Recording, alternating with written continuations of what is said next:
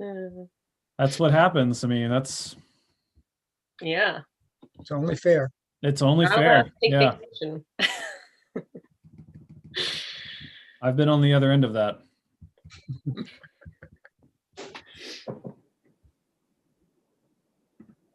Hi, Anna. Anna, Hello. Happy New Year, everybody. Yes. Yay. finally. Let's hope it's better. It's not looking good so far. Now. Pay attention to national news. All right. Well, I will read my spiel and hopefully Jeff will join us. Hi, everybody. Are we good, Neil? We are good. I know Jeff is phoning in and I don't see him yet.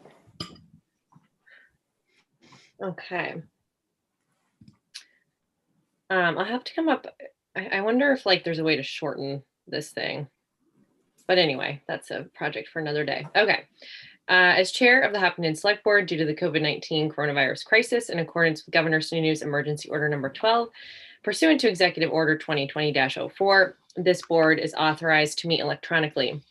Note there's no physical location to observe and listen contemporaneously to the meeting, which was authorized pursuant to the governor's emergency order. However, in accordance with the emergency order, this is to confirm we're doing the following. A, providing public access to the meeting by phone with additional access by video. We're using Zoom tonight. All members of the board have the ability to communicate contemporaneously during the meeting through Zoom, and the public has access to contemporaneously listen and, if necessary, participate through dialing 1-646-558-8656. Meeting ID is 340-316-049. We've also provided a Zoom link. B, providing public notice of the necessary information for accessing the meeting. We previously gave notice to the public of how to access the meeting using Zoom, and instructions are on the Town of Hopkinton's website at www.hopkinton-gov and on the Town of Hopkinton's Facebook page. C, providing a mechanism for the public to alert the public body during the meeting if there are problems with access. If anyone has a problem, please call 603-746-8242 or email townadmin@hopkinton-newhampshire.gov. D, adjourning the meeting if the public's unable to access the meeting. In the event the public is unable to access the meeting, we will adjourn and reschedule. A few things about Zoom that are helpful. The meeting's being recorded and it will be available to watch at a later time. The link will be on the town website. The board's unmuted, but everyone else is muted. If you have a question during the meeting, you can use the raise your hand feature.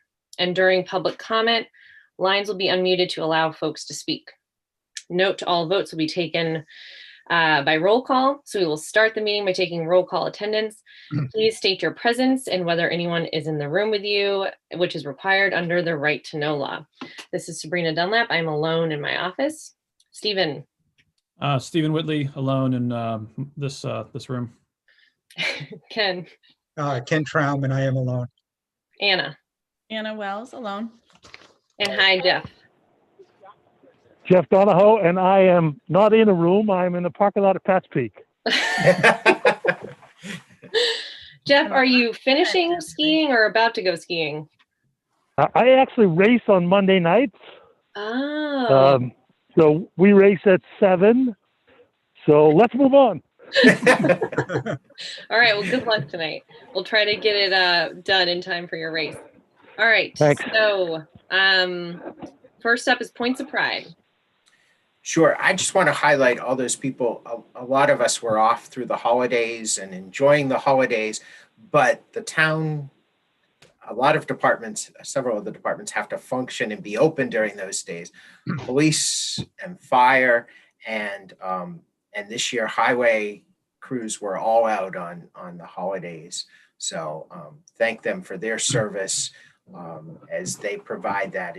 I think it's easy for the rest of us to enjoy our holidays, and I just want to raise that up, that they are working them and out there all the time. Hopefully it's slow on those days, and we always hope for no snow on the holidays, but this year that didn't quite work, or rain. Yeah, the weather's not been helpful. Anything else, Neil? That's what I have. All right, I echo your thanks. No, I'll similarly echo what Neil's comments, and certainly recognize the DPW team for having to go out a number of times during the holiday season. I'd also like to note that I had zoomed in on the two CIP committee meetings that we'll be hearing about this evening. And I just want to compliment that committee. I thought that they did a great job. All right, thanks, Ken. Someone's had their hand up for a while, so I don't know if we can just see if they have like a technical question. It's Moto E. But if it's something else, we'll reserve for public comment or public hearing. Moto E can unmute himself. Moto E, do you have a question?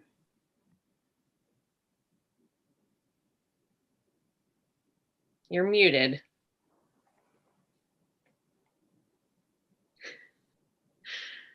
Oops, the hand went back up. It went down. Yeah. Thank you. Oh, okay. Rich Houston, sorry, I hit the wrong button. Okay. Hi, Rich. I thought I recognized that Moto E. All right, good. Okay. So first up in administrative is approval of the consent agenda. Okay, I'll move we approve the consent agenda of January 4, 2021, and I'll offer to go in and sign this time. Thanks, Ken. I'll second it. All right, Sabrina's yes. Stephen? Yes, thank you, Ken. Ken? Yes, Anna? Yes. Jeff?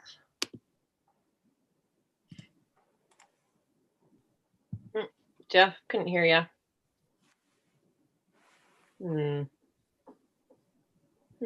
Jeff, are you still with us? Yes, I All right. vote yes. I'm sorry. No, that's all right. Thanks, Jeff. An enthusiastic yes. Okay, approval of the public meeting minutes of December 21st, 2020. okay, so moved. Second. All right. Sabrina's yes. Stephen?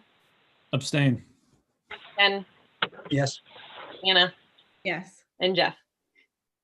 Yes, Excellent. Thank you. Okay, approval of non-public meeting minutes, December 21, 2020. This is session 1. okay, I'll move and and note that those minutes are sealed. Second. All right, thanks. Sabrina's a yes. Stephen? Abstain. Ken? Yes, Anna? Yes. Jeff? yes, All right, great. And lastly, approval of non-public meeting minutes, December 21, 2020, session 2. okay, I'll move those and note that they are not sealed. Second. Great, thank you. Sabrina's yes. Stephen? Abstain. Ken? Yes, Anna? Yes. Jeff?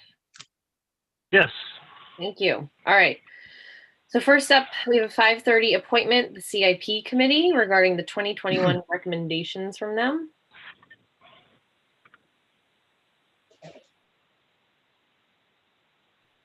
I see Grace and Don and James.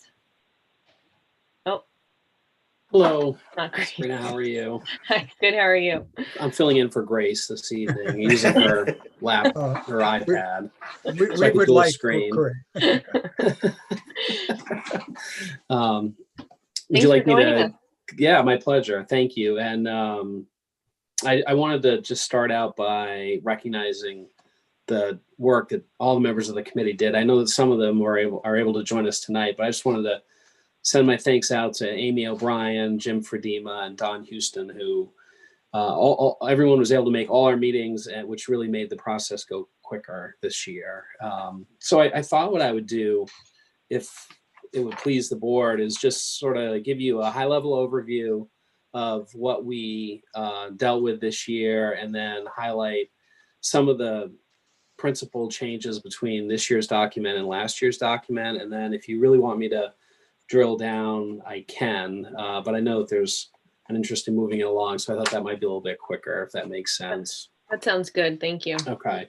So, I mean, really the challenge that we had in formulating our 2021 proposal was how to address the big swing in overall costs associated with the decision to take on some additional debt. The 2021, because of the way the timing works on the debt issuance, we're not going to see the full cost of that issuance in 2021. So between 2020 and 2022, 2022, there's a dip, which is really artificial in nature. It just has to do with timing. And we really wrestled with how to address that and how to accomplish our overarching goal of having our cost, really spreading our costs over a number of years in a predictable way so that we don't have just big peaks and valleys, and that there aren't surprises that come your way as in the budget committee's way. So the way we sought to do that was really to, as we always do, start with the current year as our baseline, and then to some extent put aside 2021 and try to keep our overall increase as you get towards 2022 and 2023 to that roughly 5% compounded increases.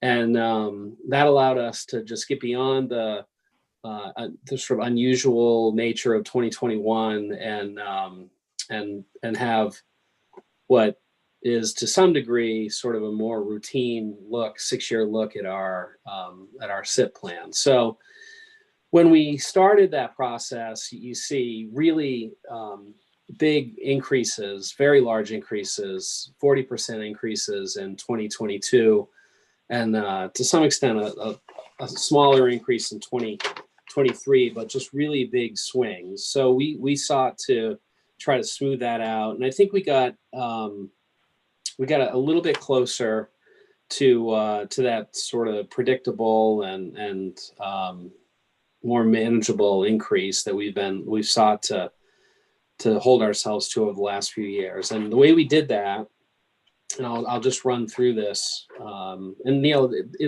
does the board have the spreadsheet up so they can see it, or is it? They do. I can Okay. share it. Would you like me to share it as you go through? No, I've got it on mine. Whatever. I just wasn't sure. If I share it, then what people could see. everybody will see it at the same time. I can Okay. do that. So when we did this, one of the things that we tried very hard to stay faithful to was not try to string out the replacement schedule for some of our large pieces of equipment, our ambulance, our DPW, our fire equipment. We've learned the hard way that when you push them out past their predictable lifespan, you just end up either having equipment that's unusable or equipment that costs a lot more to maintain than is reasonable. So that was one of the things that we tried hard to do. And we also tried to take a real close look at some of the projects that are planned to come up on the recreation side and to a lesser extent in the solid waste and the transfer station parts of the spreadsheet. So as I said, we were successful in not having to spread out any more than we typically do, or we plan to do, the purchase of our large pieces of equipment, our vehicles and the like. What we did do, though, in a number of places is adjust the appropriation on a year-to-year basis up or down just to smooth it out. We continue to always run or plan to run a surplus in each of the individual accounts. So we're able to accommodate what the expected cost is of the various expenses and not run any negative balances in any of them. So to a large extent, by moving dollars around, we were able to smooth it out a little bit. And it's really not until you get to the second page when you start to see where we would propose to move some expenses around. The first one is down in the sludge removal and sewer equipment. We propose to move the acquisition of the sewer system automation system out 2 years from 2023 to 2025. And we also propose to move the acquisition of the generator, the replacement of the generator, out from 2023 to 2024. We may be able to, none of those were planned purchases in 2021 or 2022. We may be able to move them back. A lot of that will depend as we get closer to need to invest that $200,000 in sludge removal. That's always a bit of a moving target. We don't know exactly what year that'll fall on, but we do want to make sure that we have the resources there to pay it when it's due. So it may be that we can, if we can continue to push that expense out and that doesn't come up on us, then we can move those, the generator and the system automation purchases back. But for now, we propose to move them out. And this also does not make any changes to the assumptions around what the share is between the town and the system users in terms of revenue. So we understand that's a policy decision that'll have to be made. And we don't make any assumptions on that. We continue to assume that the town's share of sludge removal will be the $200,000 that we've always assumed it would be. In the transfer station, which is the next set of expenses, in addition to moving around the amount that we appropriate in the later 3 years of the 6-year window, we do suggest that pushing back by 1 year the planned rebuild of the recycling building is a worthwhile decision. Just a lot of uncertainty around that whole market, the recycled materials market, how people will continue to use that program. And we just thought that given our desire to smooth out our appropriations, that's a big cost item, and it's one that we could push back a year without really serious negative consequences. And then when you get down into recreational facilities, this is another area where we made some moves, really all back. We proposed rather to do the George Park bathrooms, which is a large cost item in 2023. In past plans, that's been spread over 2 years. That's really not that practical. As we talked to Neil and talked about the project, it's more reasonable that that's a project that needs to be done all at once, and by putting it in 2023, that's something we can accommodate a bit better. We also propose to move the installation of irrigation at Park Ave, which is a facility that doesn't currently have irrigation. Probably needs it, but doesn't need it as badly as other investments. So we propose moving that from 2021 to 2024. And then lastly, in the recreational facilities area, we propose moving the Field 2 irrigation project, which is over at the library, out 1 year. And by making those moves back, we can afford to do the bathrooms in 2023 and are able to accomplish our goal of sort of smoothing out some of our necessary appropriations. So what that gets us, as you get down, is it gets us from a approved total appropriation of about 1.4 million in 2020, set aside 21 because of the dip from the bonding refinancing. That gets us to 1.576 in 2022, 1.729 in 2023, and then a high watermark of 1.77 in 2024. And then it starts to decline a bit as some of our bonds are paid off and we get through some of our larger expenses.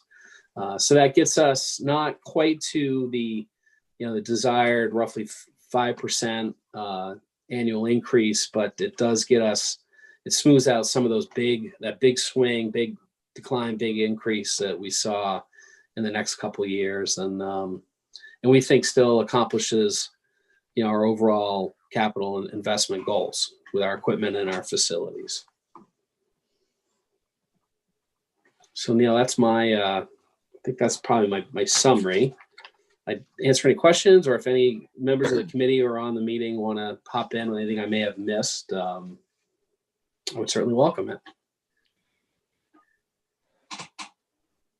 That was helpful. Thank you. Ken, do you have a? Yeah, first, again, I want to thank Chris and Jim and Don and Amy for all of your work. I really agree with all of your proposed changes. For the benefit of the board, even though you did focus more on 2022 and going forward, for 2021, my understanding is you're proposing to reduce the expenditures by 10,000 for dam maintenance and 30,000 for recreation facilities. Yes, that's right. So we've been putting aside $10,000 a year for dam maintenance, and we actually propose stopping. We've currently got about $59,000 in that account. We propose freezing it there until 2024. So we would not make a $10,000 appropriation in 2021, 22, or 23. And then also, right, Ken, we would reduce and shift around the recreational facilities appropriations. And then Neil, help me out. I think there was one other.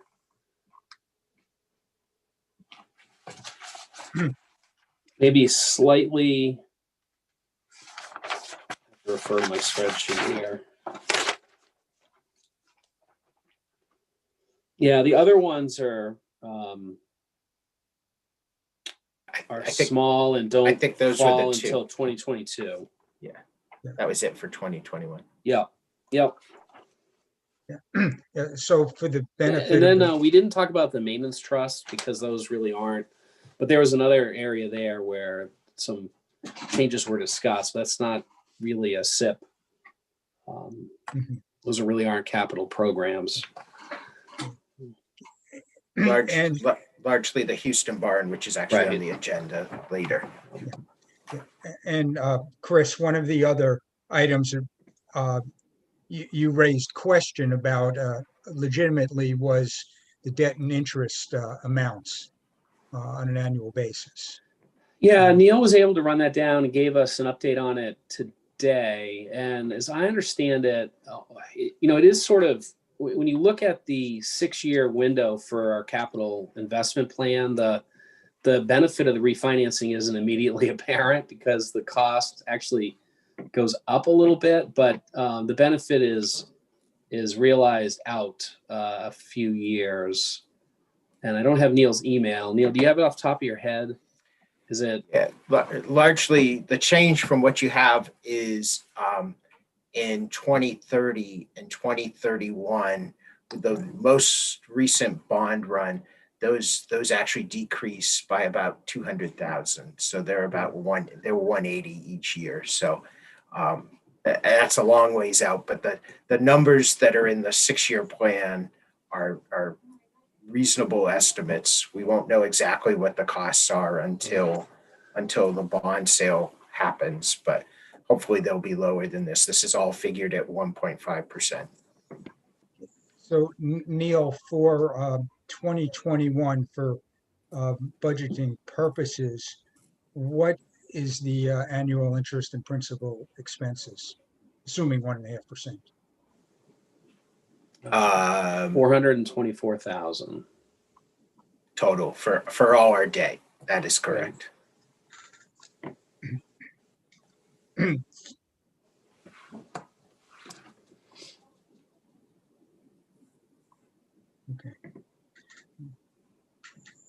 Okay, for the select board, where I had said I support the CIP's recommendation, if we were to reduce the 2021 budget for the dam maintenance and the recreation facilities, that would bring our proposed tax increase to, I believe, just over 4%.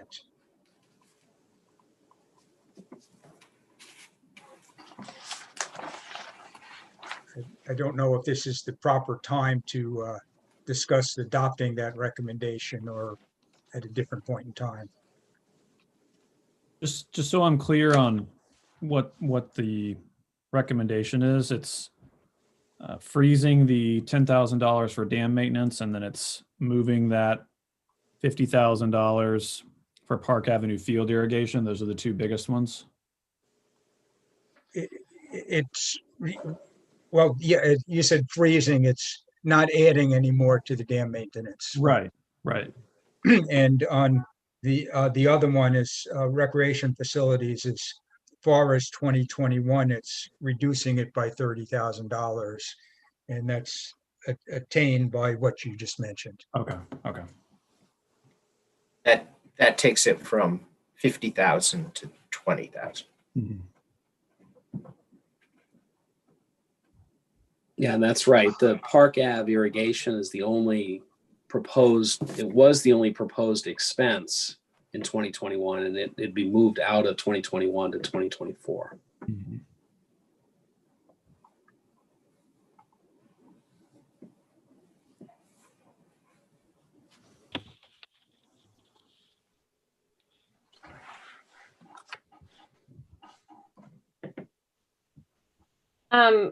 Neil, can you refresh my memory on the irrigation piece? Does that, I know like the whole rec project, I'm losing track of the order of operations, like certain things need to be done before other things can be done. Does that slow down?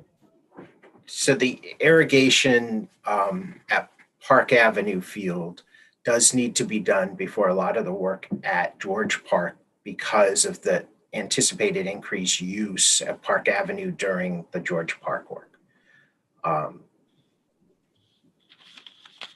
But there's no field work until further out. Right. So the baseball field would be in 2024, and the blood field work would be 2026.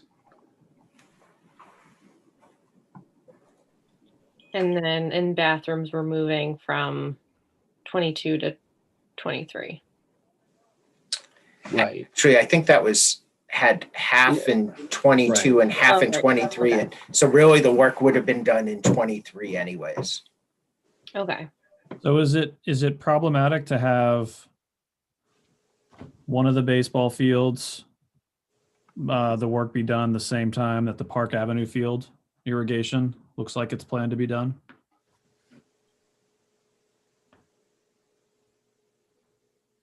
Right. Like, does the Park Ave irrigation need to be done first before we can even get to the George Park baseball?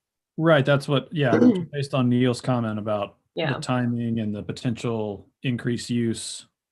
Right now, it sounds like Park Avenue field and the baseball field are both scheduled for 2024.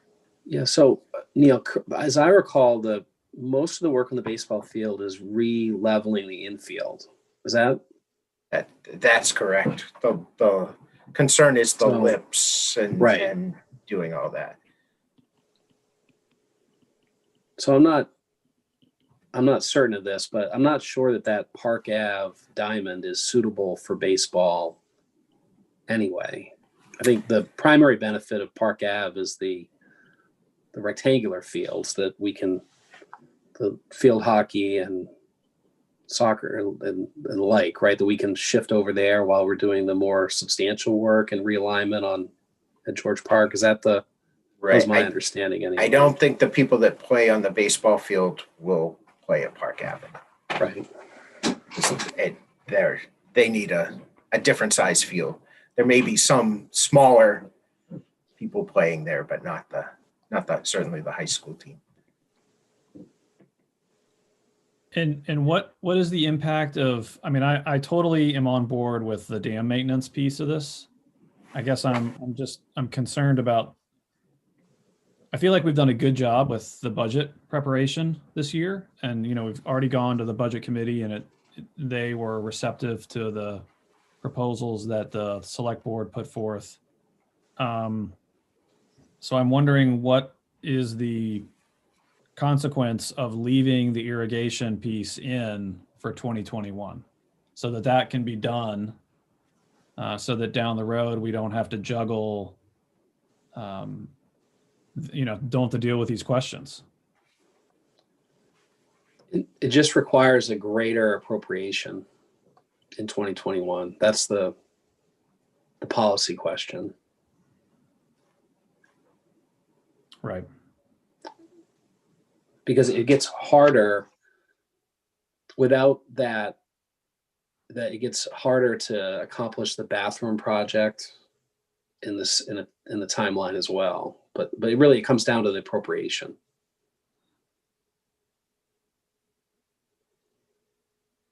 And I've got a hard copy of this, but I mean,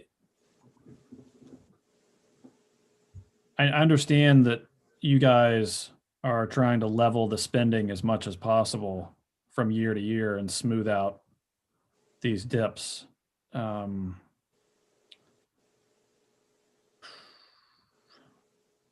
I guess I'm just trying to make sure that if there is a disruption at these recreation facilities, that we try to minimize it, because I know how much people use them and how much they enjoy using them. And like I said, I feel like we have a pretty responsible budget. So I guess I kind of on the fence about whether that irrigation should be put off or it should stay in 2021.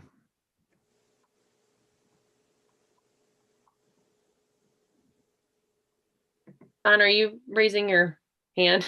Yes, thank you.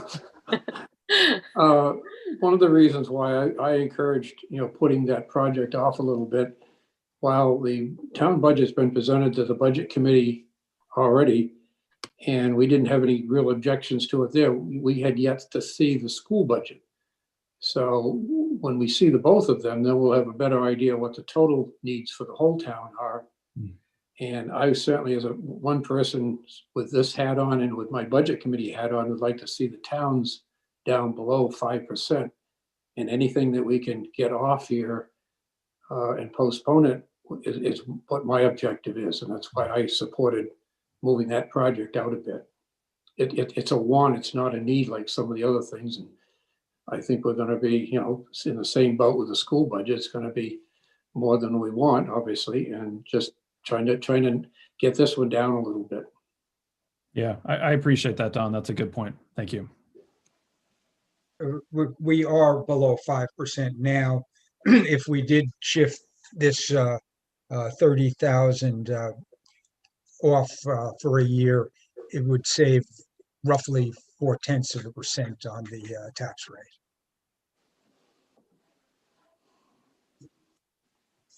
I initially wanted to take the whole 50,000 out of that to, further drive it down, but we compromised and, did the $20,000 instead of the 50. Yeah, thanks, Don. That was helpful to hear. And also the point about helping move along the bathroom project, which seems like kind of urgent compared to some of the other stuff, based on what I hear about them. Now, it's truly an embarrassing facility for even our own residents, say nothing about guests coming in. Yeah. Any other questions or comments from the board?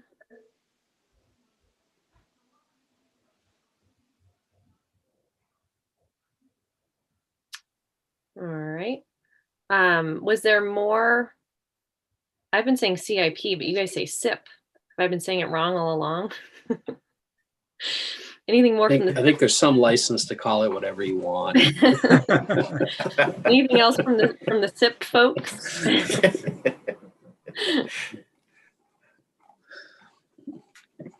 All right. Well, so Stephen, I think you asked would now be the appropriate time for us to adopt the recommendations. I think that was Ken. Yeah, Okay. I asked. Okay, sorry, Ken. I don't know the answer to that. You might want to you can always circle back, because this is kind of the report of the CIP committee, so there are recommendations, but then the board will have to, you may want to do more discussion than would be allowed at the moment. I'd be in favor of waiting till at least after our Houston Barn discussion and other things, so. Okay. That makes sense. All right, well, since we're supposed to be having a public hearing on some land, unless anyone else has anything, I will say thank you very much to the CIP/SIP people. This was really helpful. And we appreciate your work on this and presenting it in such an easy to understand manner. Yes, Great. thank you all very much for putting your heads together on this. Yeah, Appreciate thank you guys. Thank you very much. Good night and good All right. luck. Yeah, thanks. Have a good night. Bye.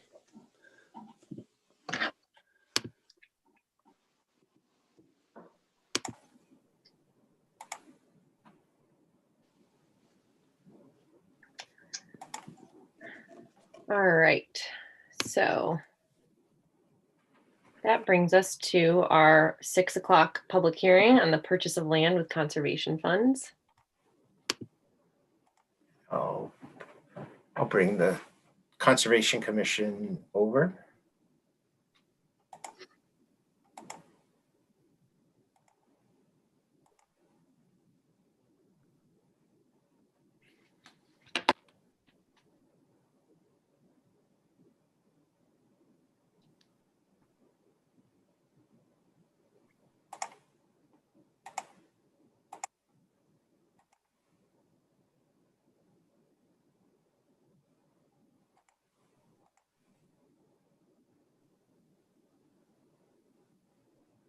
All right, if you're on the Conservation Commission and I missed you, raise your hand.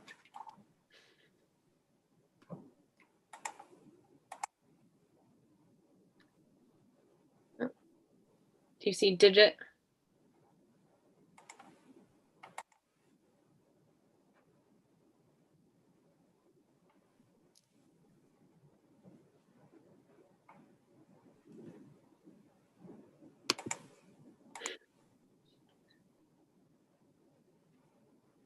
Rob Knight. We had to be here somewhere.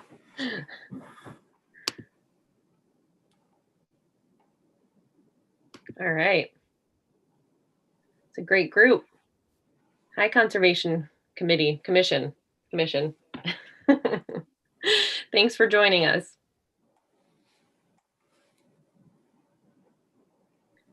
So, They all should be able to unmute themselves. excellent. How you doing, everybody? Hi. So I don't know who's leading the show on the conservation side. I think Rob Knight might be the right person to do that. Actually, Ron Klamarzik said he was going to lead it. But I don't, is he on? I haven't seen him.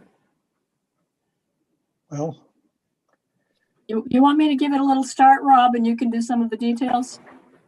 yeah, actually, we've got some, have some pictures. And maybe we should start with the visuals if Neil can put those up. And then I could explain what the pictures are and you could fill in, Digit. How about that?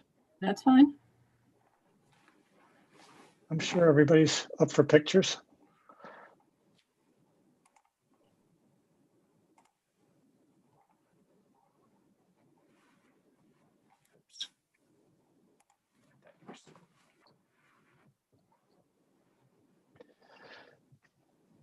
So this is the property with a very nice shot, courtesy of Bob Lepre and his drone, which is right on the Kentucky River. You can see the river on the right and the little field as you head down to cross the bridge heading towards Bohannon Farm.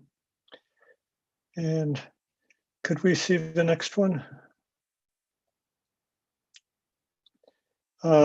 This is the riverfront, pretty much unspoiled. The property has 1,100 feet of riverfront, which protecting the frontage along the Kentucky River is one of the priorities in the town master plan. And what's next? Oh, yeah. This is the road. If I don't know about the rest of you, but I go this way to go to the dump. So you can see Bohannon Farm off in the distance across the river.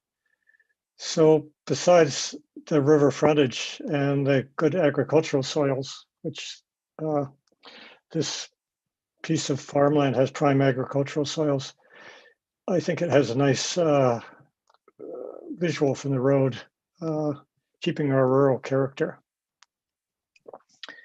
And could we see the next one? This is the this is outlined in black, the property, 5.7 acre property that it says 5.8, but it's 5.7. Anyway, this is the property that we are proposing to acquire. You can see there's that woodland close to the road, and then a fair amount of forest along the river. And actually, it's very pretty going along the river in the forest. There's kind of, if Ron were here, he could explain, there was an old road down to the ferry landing that went along the edge of the river in there. So it's kind of flat and very attractive. So this is the property, and I think Digit can explain better than I can. If you want, Digit. Sure. The owners of this property, Chip and Kathy Chesley, came to the Open Space Committee probably 3 or so years ago with an interest in seeing this land protected because it has been so important to their family's life on the property. The proposal is that this parcel be subdivided off from the other land that the Chesleys own so that it can be sold to the town for conservation purposes. And the Open Space Committee, following the recommendation of the board that we not request any money from the open space bond, has with great initiative succeeded in getting funding for, I think it's half of the purchase price from the state through the Department of Environmental Services Drinking and Groundwater Trust Program. And through long and careful negotiations with the Chesleys, we have been able to reach an agreement on the price and the details of the boundaries of the property that both the Open Space Committee and the Conservation Commission are satisfied with. What else might you all want to know about this? I mean, you've seen it in process as we've brought it to you a couple of times while we've been working on it. Can I interrupt for a second? Neil, I think we've got a member, Molly Hardenberg, who's trying to get in.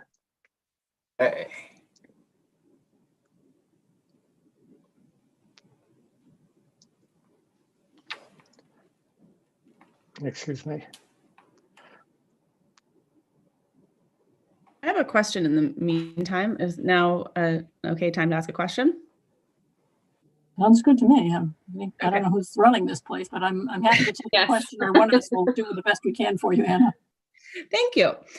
So, and forgive me if we've already been told these things, but wondering about plans for public access and plans for maintaining agricultural use on the property.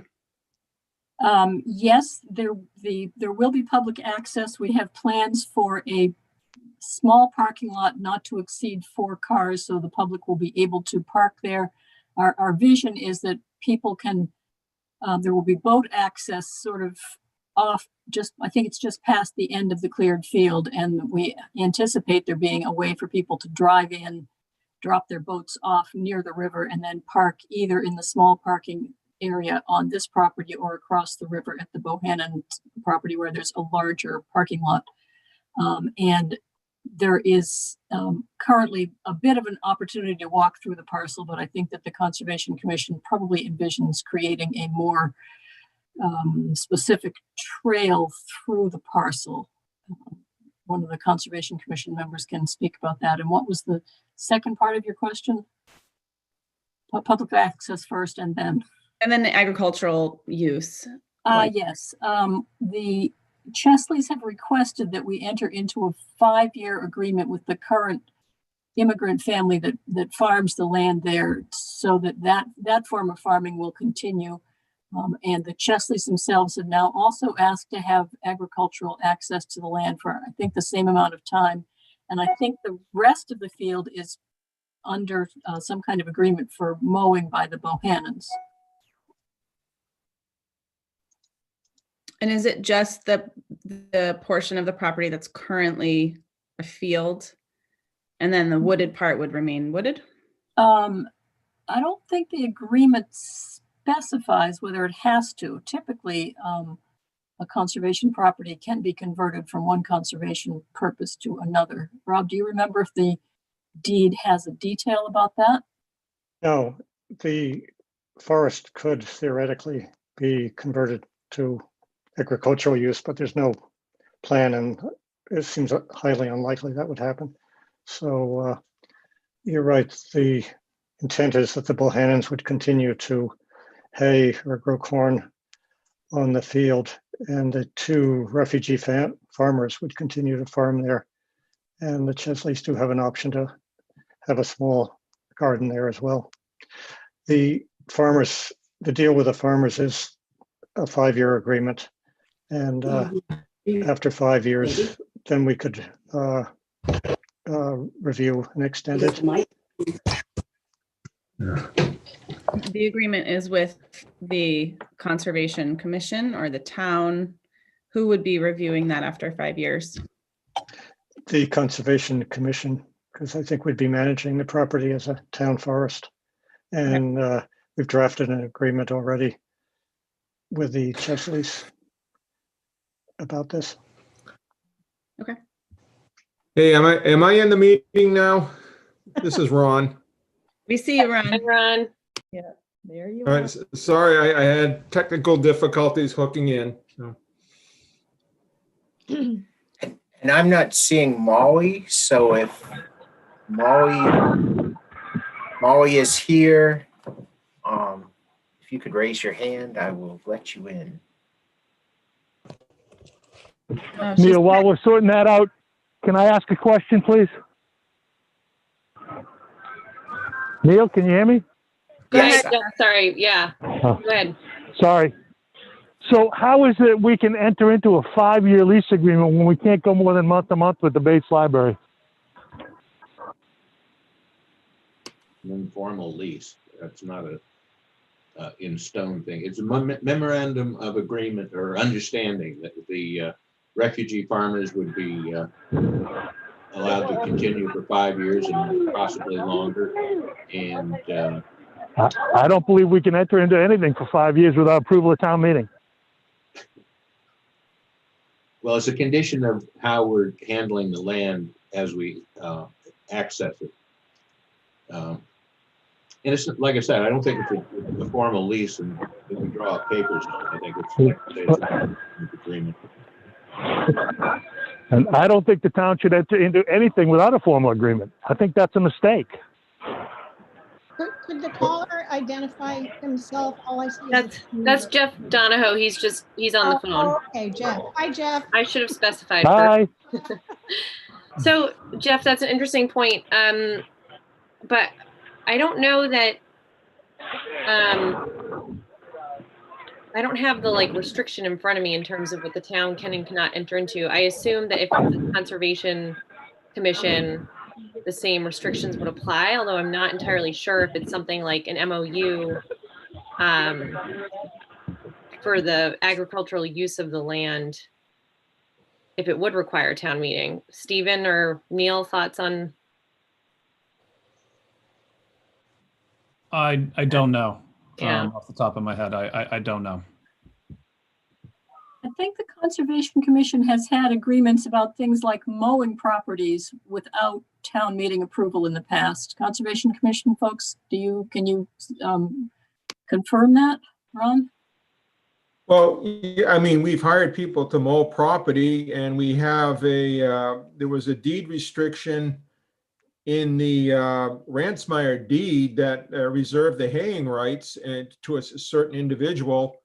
That individual then quit farming, but he then passed on those haying rights to Brad Watson. I mean, it's not like we're spending money. We are. It's one of those things. If we don't do anything, I mean, if we can't lease it out, it's going to grow in, and we'll have to pay somebody to come in and mow it to maintain it as open space. So in this particular case, this was a memorandum of understanding that was, I'm assuming the legal people reviewed it, or it was mentioned in a back and forth when we were doing the deeds and stuff like that. But this particular thing, we're not deeding away an asset or paying anybody. They are just, farming that land. They're not paying us. They're just, keeping it open as agriculture. There's no asset being exchanged here other than that, they are growing some crops, and we consider it a benefit to us in that we don't then have to pay someone to keep it open. Yeah. Yeah, exactly. And the other thing is that it's part of our management of the property, because we want to keep it agricultural. And between the Bohannons mowing it and the immigrants farming it, that really furthers that part of our management plan. And I'm just not sure if it's legal to give it away. can I mention one more thing? This is a memorandum of understanding, and it also says that it's the Chesleys and the town's mutual understanding.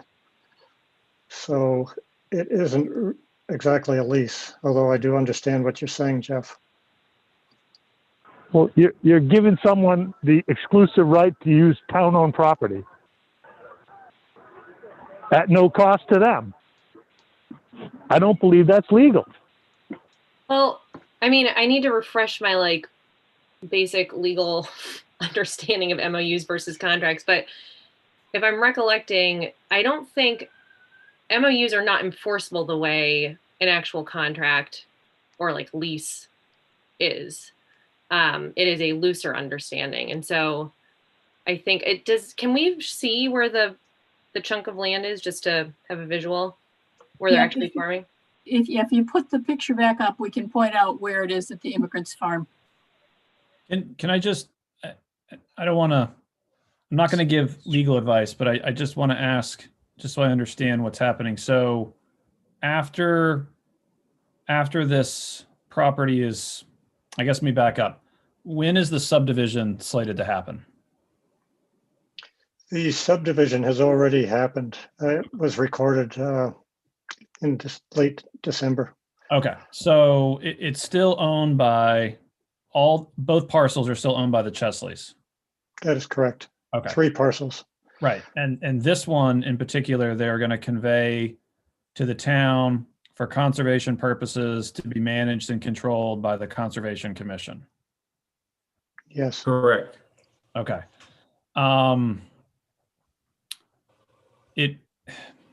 It may be that restriction on no leases beyond a year that applies to the select board. I don't know if that applies to the Conservation Commission in this circumstance or not. But I think where it's going to be deeded to the town to be managed and controlled by the Conservation Commission, that's probably a question for NHMA or our town council. I don't think I can say anything more because I need to keep my lawyer hat off and my board member hat on. Yeah. Well, my other question would be, are we incurring any liability by allowing somebody to use the property at no exclusive use of the property for a period of 5 years? Do we have any liability if something were to happen on that property? I would expect it to be covered by the same kinds of things that control the town's liability on anybody using any town land. That usually applies to conservation land quite specifically. Yeah. Yeah, looking at the picture, you see on the north end or the upper end of the picture, you see some open area. There's a brown strip on the left side of that field. That's the area that the immigrants or the refugees have been farming. The rest of the green area is the area that the Bohannons have been mowing. So it's a very small percentage of the total property. And we looked at it as part of the, I'm sorry, I missed that one. I just said it's a very small percentage of the total property, which doesn't affect the applicability of law, but it does put it into some kind of perspective, possibly. Is there an MOU with folks from Bohannon about mowing? Or do they just do it? The Chesleys wanted the agreement with the immigrant farmers because the farmers have invested considerable time, energy, and resources in improving the soil in the area that they farm. And the Chesleys didn't want them to have that investment grabbed away from them just because the property was changing ownership. So I mean, this is, in addition to helping the town, it also is allowing farmers who have invested in the soil development there to continue to have the advantage of the work that they've already done on that piece of land. I suppose if a 5-year lease is not legal, then the Conservation Commission could vote for a 1-year agreement for the farmers to use the property and, vote on that each subsequent year. But Yeah, I mean, I want to look at I can't remember the RSA that governs towns not entering into leases or agreements for longer than a year. But it does seem to me, if it's the Conservation Commission, you could, and it's an MOU, which again, I think is a different legal status than an actual contract. I would think you could do even some sort of month to month, like we would, whoever the Conservation Commission would have the rights to terminate, whenever they want. Not that that would be the intent, but I hope that this doesn't become some sort of barrier. I appreciate the flag, but I will be surprised if the restriction on the town entering into leases for more than a year would apply in this situation, especially because we're talking about an MOU. What kind of a time pressure are we under? The project is extremely tight. the purchase Rob? and sale agreement expires in the January 15th. And because the Chesleys are also selling their house and they need to close on January 15th, they feel very pressured that we close on the purchase of this lot before January 15th. And this has been complicated by the fact that with COVID restrictions, it took us longer than expected to get this through Governor and Council for approval of the expenditure of state money for the grant money that we've gotten into the project. And the other thing is that they can't do any farming there for at least 4 months, five months, and we can get it worked out. I'm pretty sure we can get this worked out between now and then. But if we don't get this by the 15th, we're going to lose it. Yeah, and I think, again, I need to find the RSA. I think the intent behind that restriction on towns is that we can't just spend money on things like entering into leases for longer than a year without the town voting on it. This is a case where no money is exchanging hands, and we're not incurring any. Isn't that part of the expectation, Sabrina, that a town won't give away or let someone use an asset of value for no money? I mean, we charge the people for. I'm sorry? We're also saving the town money and not having to hire someone to keep that piece of land open the way we would like it to. That's a separate issue. We require all of the tenants to have liability insurance. I was just looking at the other lease today. Is there going to be any insurance requirement? Are we exposing the town to liability?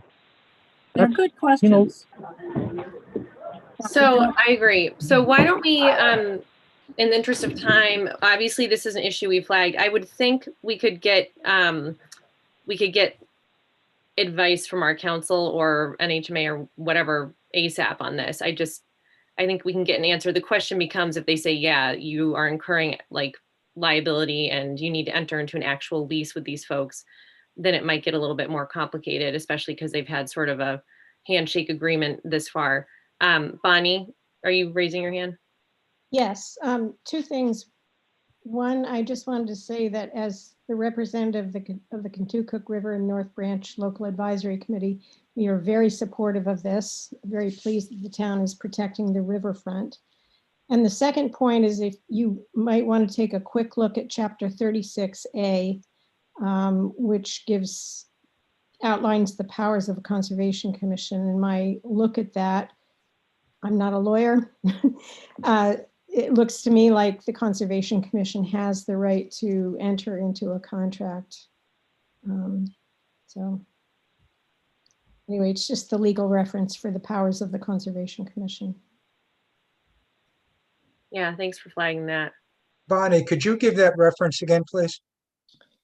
It's RSA 36A, Conservation Commissions, and it's under A4, which is the powers, and I think it's under Roman numeral 1.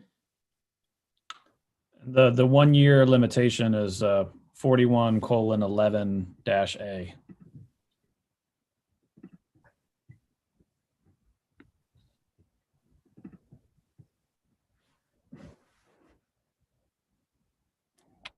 Sounds like the questions that need to be posed are, does the Conservation Commission have the power to enter into an agreement that goes beyond 1 year?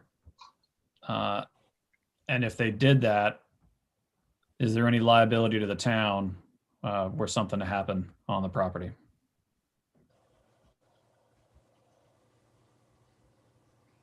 And also the question of whether they can enter into a below market lease.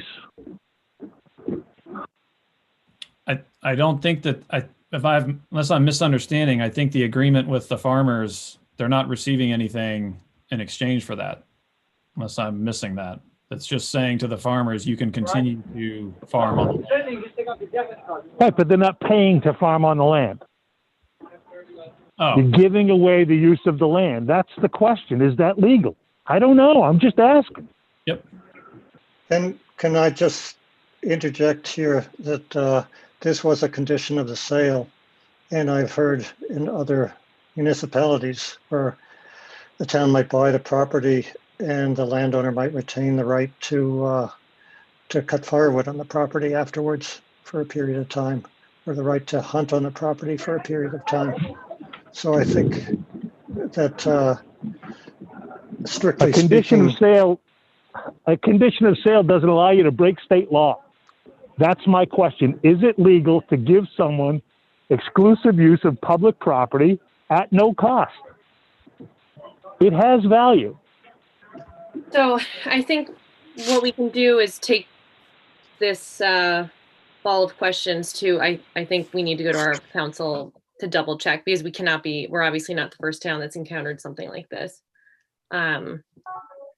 It does seem like there could be some issues, but it also seems like if you're entering into an MOU and this has been the use of the land and this is the understanding, it would be unfortunate if, there were issues here.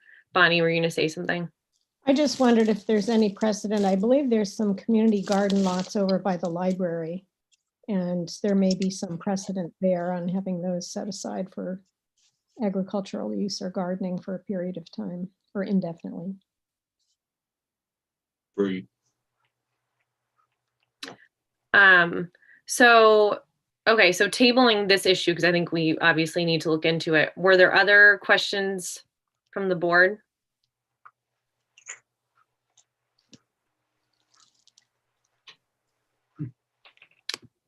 Okay. So unless anyone from the conservation or open space side of things has anything else to say, I do see a hand. So I think we could open it up for the public to comment here. Hi, can y'all hear me? Hi, yep. All right, this is Mary Goddard. I'm on Pennacook Road. And I would just like to say that I'm definitely in support of moving that land into conservation. And I guess this is more of a question for the commission is, since preserving the waterfront is a priority, I guess I'm curious what do you have an eventual plan to acquire plot 242-010-006, which is the adjacent plot, so that way there can be contiguous waterfront. That plot's also undeveloped, and it seems that if you're going to get the plot that's in question, the 242-013-000, that it makes sense to also have a plan to acquire the adjacent plot since it is undeveloped. And it would provide more waterfront. So I guess I'm just curious about that. It's a good question. That is, if I'm envisioning the correct parcel, we have been in communication with the longtime owners of that parcel, but we can't acquire things unless we have some source of funding for them. And at the moment, we do not see a possible source to acquire that parcel, although we agree with you that it is, because of the contiguousness, it is of interest. Are you talking about the parcel that's just upstream, I think, from the Chesleys? That's been Yes. listed for quite a while, and it's under contract as far as we know, so we missed the opportunity. No, but we can reach out to the new owners and see if we can get anywhere with them. Yeah, that's true, but as far as acquiring it and adding it on, that's another, we lost that chance. Well, so I guess then a follow-up question is that the sort of thing that could be put to a vote by the town to raise the funds to acquire that parcel? If the selectmen were willing to countenance proposals to draw from the open space bond, that is the kind of property that we could consider asking the selectmen to bring to the town. Yes. All righty. Thank you very much.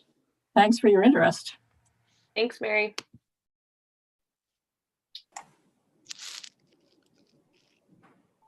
Hi, Celeste.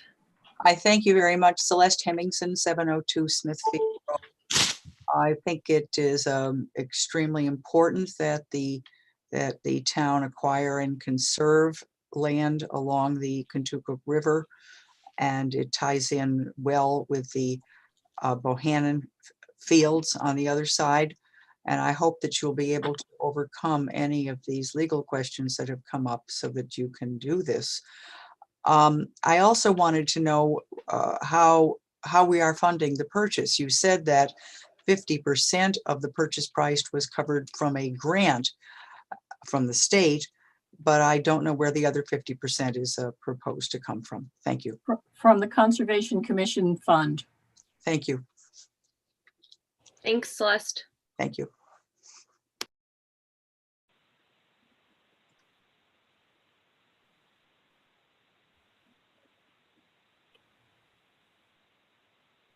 Anyone else want to comment on this from the public? Now's your chance.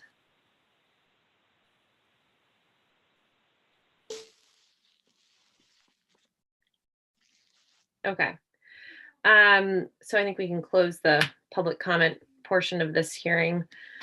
So Neil, or anyone else who can answer this, just practically speaking, in terms of moving forward, putting aside this sort of legal question we flagged, what would we, Neil, like, would we normally have to take another vote on this? You do, because in order for the Conservation Commission to spend funds to purchase property, they need select board approval. Okay. And then they would need to vote again to purchase the land after now that the public hearing has been held.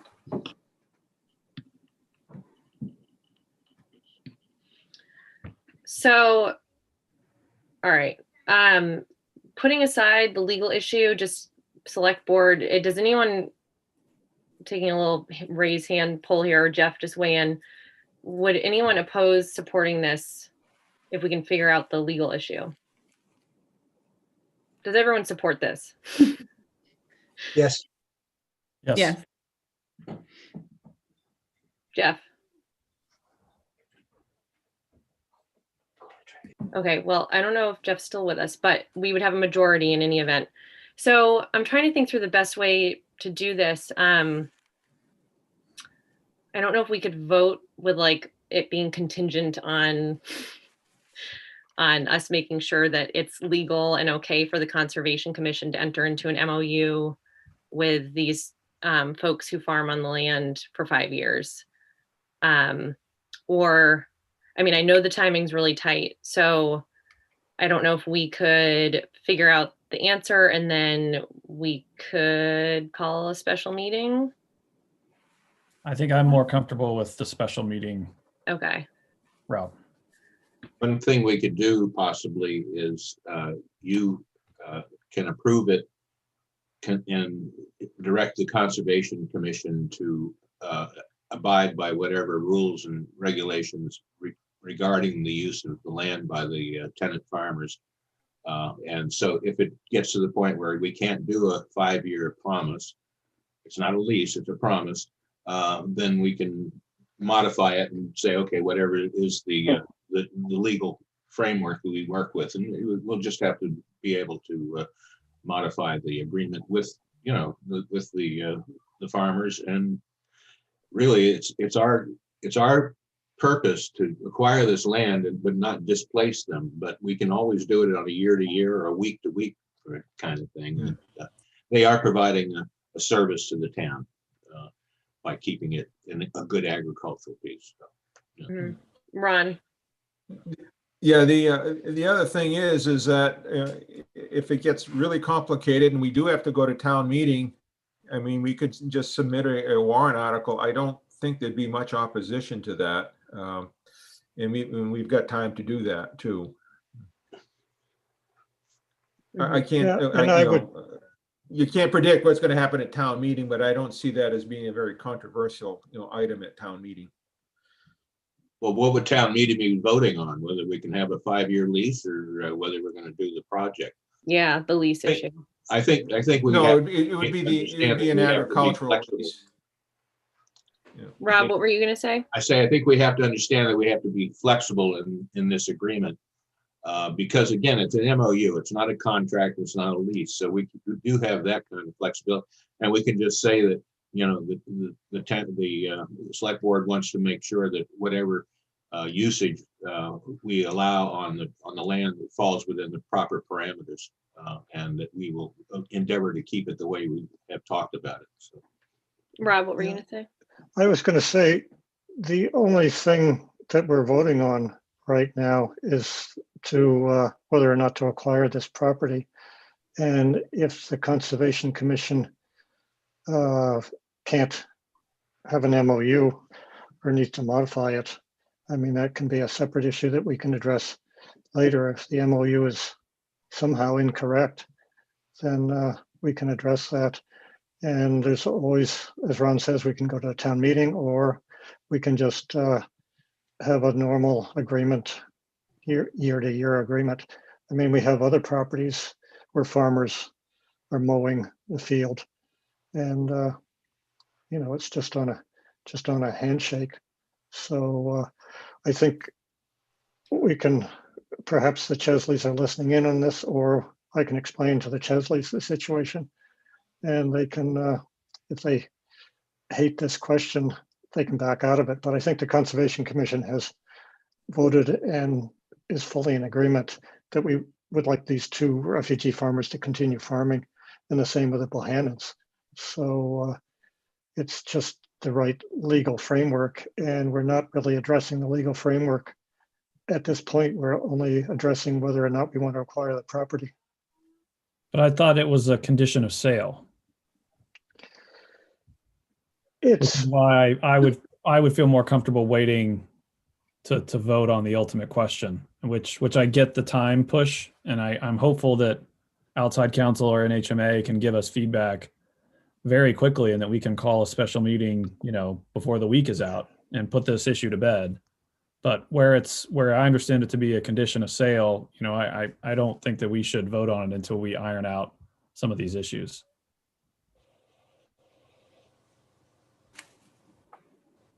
I was going to say, just to play devil's advocate, could we not proceed with a vote on this, stipulating that everything that happens with this property has to be legal. I mean, that should go without saying, obviously, but you know, if the lack of a 5-year MOU with the farmers loses the deal, if you can only enter into a 1-year MOU with the farmers and the Chesleys don't like that and the deal falls through, then the money's not going to be spent anyway. So it seems to me that we could proceed with a vote and subsequently allow you to work out the details, whether it is a 1-year MOU or whether it goes to town meeting. Assuming the Chesleys approve of the idea and follow through on the deal. Ron? Yeah, I think if we can get that issue resolved in a very, by the end of the week here, it would answer a lot of questions, and if we can, like you say, hold a special meeting or something, then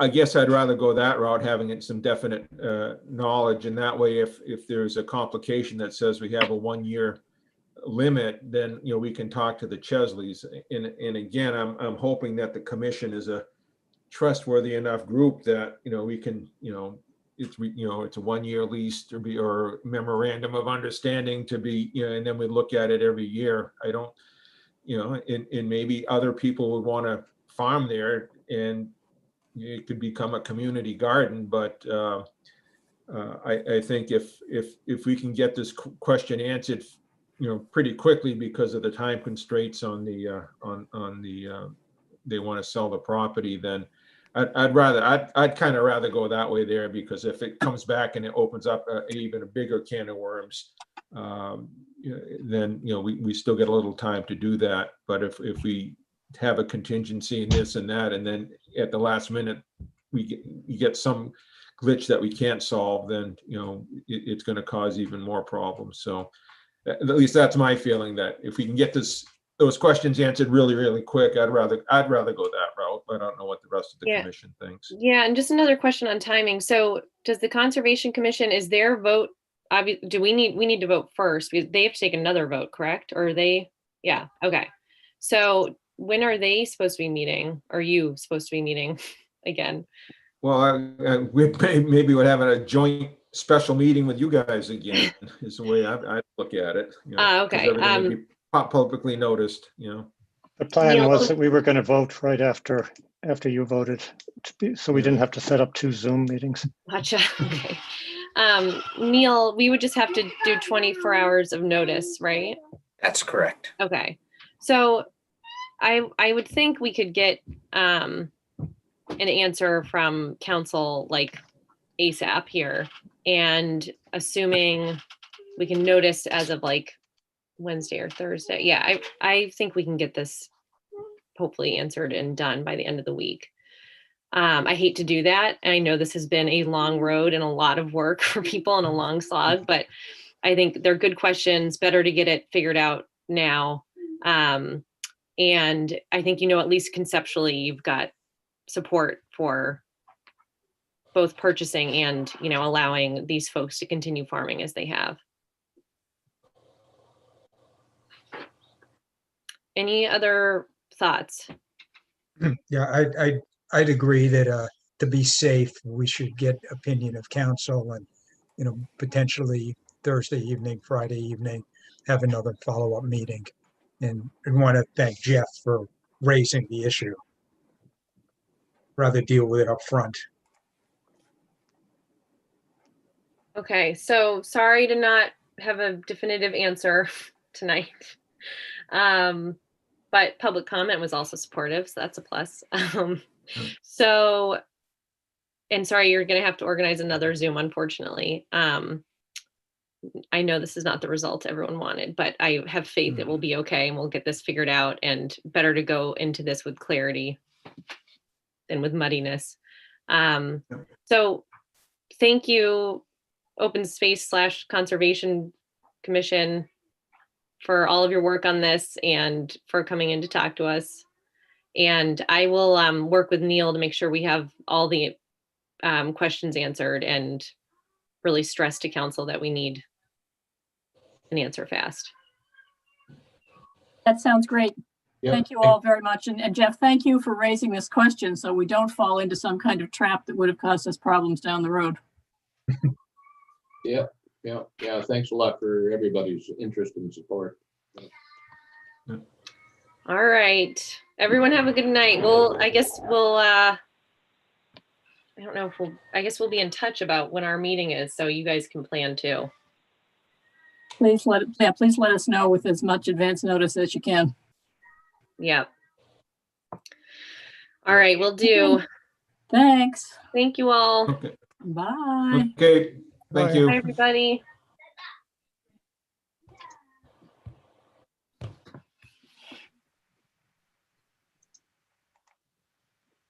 Okay, so we're a little behind, but moving on to the Houston Barn discussion. That's next. Yes, and I saw Dan. Dan's probably been up for a very long time. And Don Houston is here also. All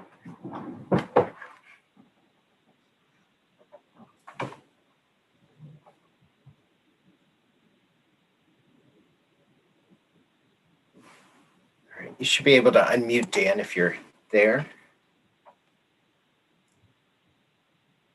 Can you hear me? Yes. Hi, Hello. thanks for joining us. Sure. So I don't know if one of you, Don or Dan, wants to start off with thoughts on Houston Barn. I've only raised this discussion a little bit just because I don't want to see the town put money into something that there's no plan for. It's a lot of money that needs to be appropriated to fix the roof, but there's a lot more issues with the barn that need to be addressed in the very near future. So I guess we'd need the board to make a decision what to do with the barn. Do we fix it and utilize it, or do we not fix it and try to sell it, or demolish it?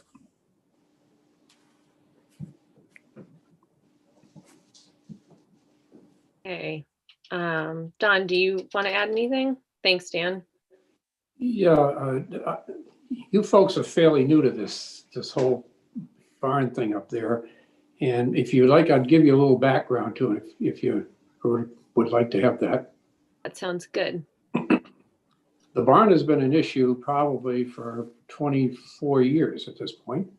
We bought the land back in 1996. Of course, the library went on, then the Schlosser Center went in. But what to do with that has been an issue forever. I remember back at one of the original town meetings, my brother Bob, who was fire chief basically at the time, sat at town meeting and got up and basically said, we need to demolish the building because if it gets on fire, there's no way that's going to be able to be stopped, and you could take out, depending which way the wind was blowing, the library, and of course now the Schlosser Center is in the same situation. So here's a person who was basically born and raised there, and the fire chief saying, it ought to be taken down. I got up subsequently and basically said, let's try to save it because it's got historical value. And he was kicking me in the feet when I was sat back down again, but that's sort of the history of it. As Dan brought up to me a month or so ago, he's concerned, and so are all of us, I think, that should we be putting in, a significant investment in this building of $80,000, and as Dan, I guess, alluded to me, that he's been told it may be even more than that just to get the roof done. So the question is, if we put in 80 into anything like that, we really ought to, I think that's a commitment that says we're going to keep the building and we're going to have to do other things to it. It needs siding, it needs windows, it needs flooring on the first floor. And eventually it's going to need some foundation work. It's still a square building, but it's going to need more work and more investment. And we're talking, $100,000, $200,000 more over a span of years. And I think Dan's question is appropriate. If we're going to put 80 into it or more now, it's got to be a commitment by the town to say, yes, we're going to keep that. We're going to continue to put in money as needed. And that's a statement that probably should come up at town meeting, in my opinion. And that's one issue. If we put it in and we tear it down, it's a waste of that kind of money. But if we put it in and continue, it's a commitment that we have to stand behind. The problem is, if we do nothing, that line's going to leak. It's going to ruin the stuff that's inside, both on the first floor and on the bottom floor. And it's going to deteriorate the building. So at that point, we'll have to tear it down. And that says, we've lost that entity. The problem, again, another concern is if we don't keep it and we have the stuff that's in it now, the buildings and grounds operation for 3/4 of the year operates out of that bottom basement where their equipment is, and that's where they function. That's their operations center for doing the fields all over town, both at Houston Park and certainly at the high school. That has to be relocated. There's no space at the town garage to put that equipment in, or if you operate it out of there, now you're going to drive all the equipment down Maple Street every time you go to either Houston Park or to George Park, which is an expense. The other part is the storage of all the stuff that's on the first floor by any number of groups and organizations, HISER, soccer, lacrosse, football, and you got the statue there that we use at Christmas, the Santa Claus, he's there, but that's just, it's just a big bulky item, but the place is full. And while some of it may be questionable what's in there, all that needs a place to go also. So what it amounts to is we got to find another place, and I don't know of any that exists that can take on both of those assumptions. So we've got to build something to replace it. And building something is obviously going to have a cost to it, which needs to be developed before you can come to a rationale whether you put money into this building or whether you build something else. Another concern is if we keep it, we need to think that there's going to be a cost for a fire suppression system. But I don't think we want to keep putting the roulette wheel up saying there's never going to be a fire there, because neither of those other two buildings would withstand a fire that close if the wind was in a certain direction. So that's another cost that needs to be addressed if we keep it. If we tear it down, of course, that's not an issue any longer. And the last one I just would point out is there's a historical value to that barn, which has some value to it, or to some and less to others. That's got to be put into the equation. It certainly makes the image up there a unique setting in the town of Hopkinton, and certainly barns are being lost all over the state. So I think all of those items that I just mentioned say we need another study. We haven't had a look at this thing for over 10 years. We need another study to bring all these points into focus and to, I would suggest, present that information to the board and then have that presented to the town for a town vote to get the commitment that, yes, we're either going to do this or we're not going to do it. So I guess that's where I would leave off.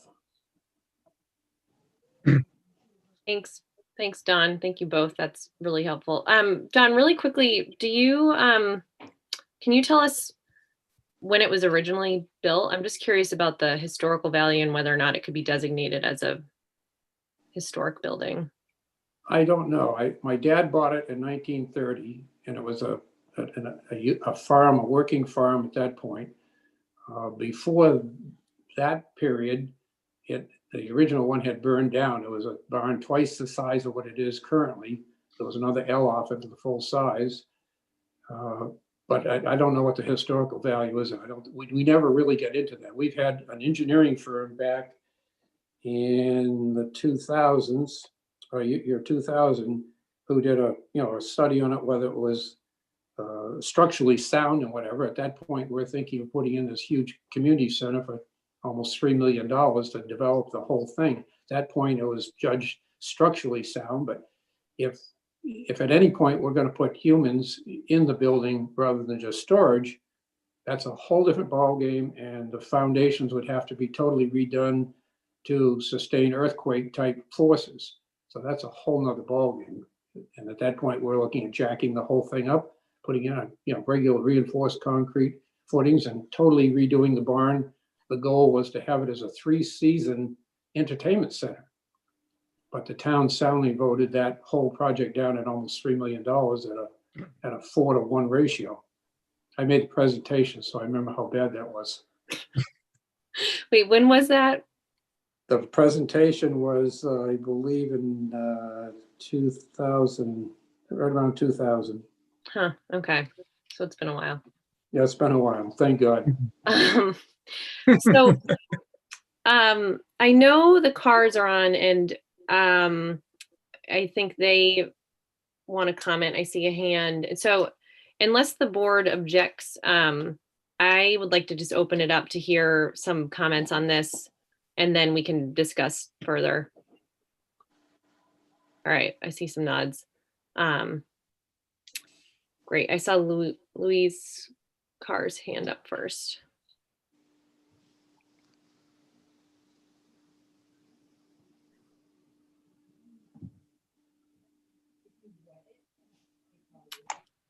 You should be able to unmute, Louise. I think I think I got it.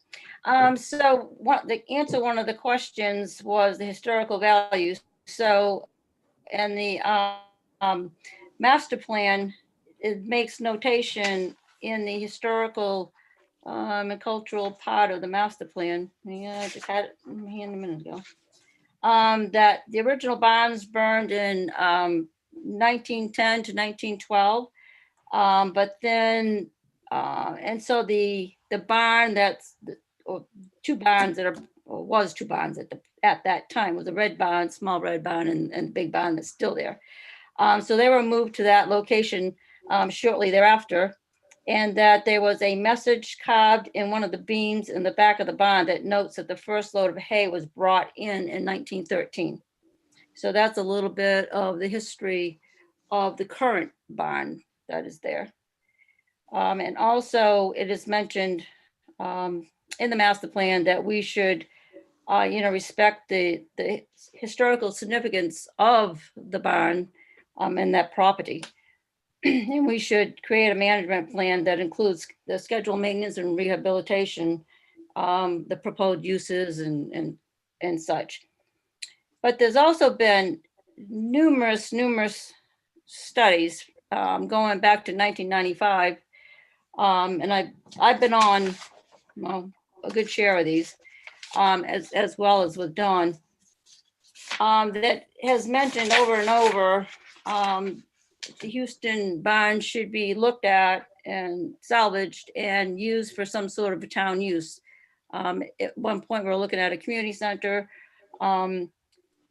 But the bottom line and the threading of all of these studies have said it's important to preserve the barn. So I'm in agreement with Dawn that as much as I'm really passionate about wanting to save this barn, but I also, you have to be, logical, and you have to really think, what is going to be the good use of the barn, how much is it going to cost to do all those things that does need to be done over, a period of time. And then you got to compare that to, if you tear it down, what are the costs of all the other, buildings that have to be built to replace the storage. So I would really like to see, a committee formed with some very specific people with skills that we need to be able to do a good study and evaluation of that and come back with some recommendations similar that we did with the Kimball Cabins. Thanks, Louise. That's super helpful. Anything else you want to add? I see a few other hands up.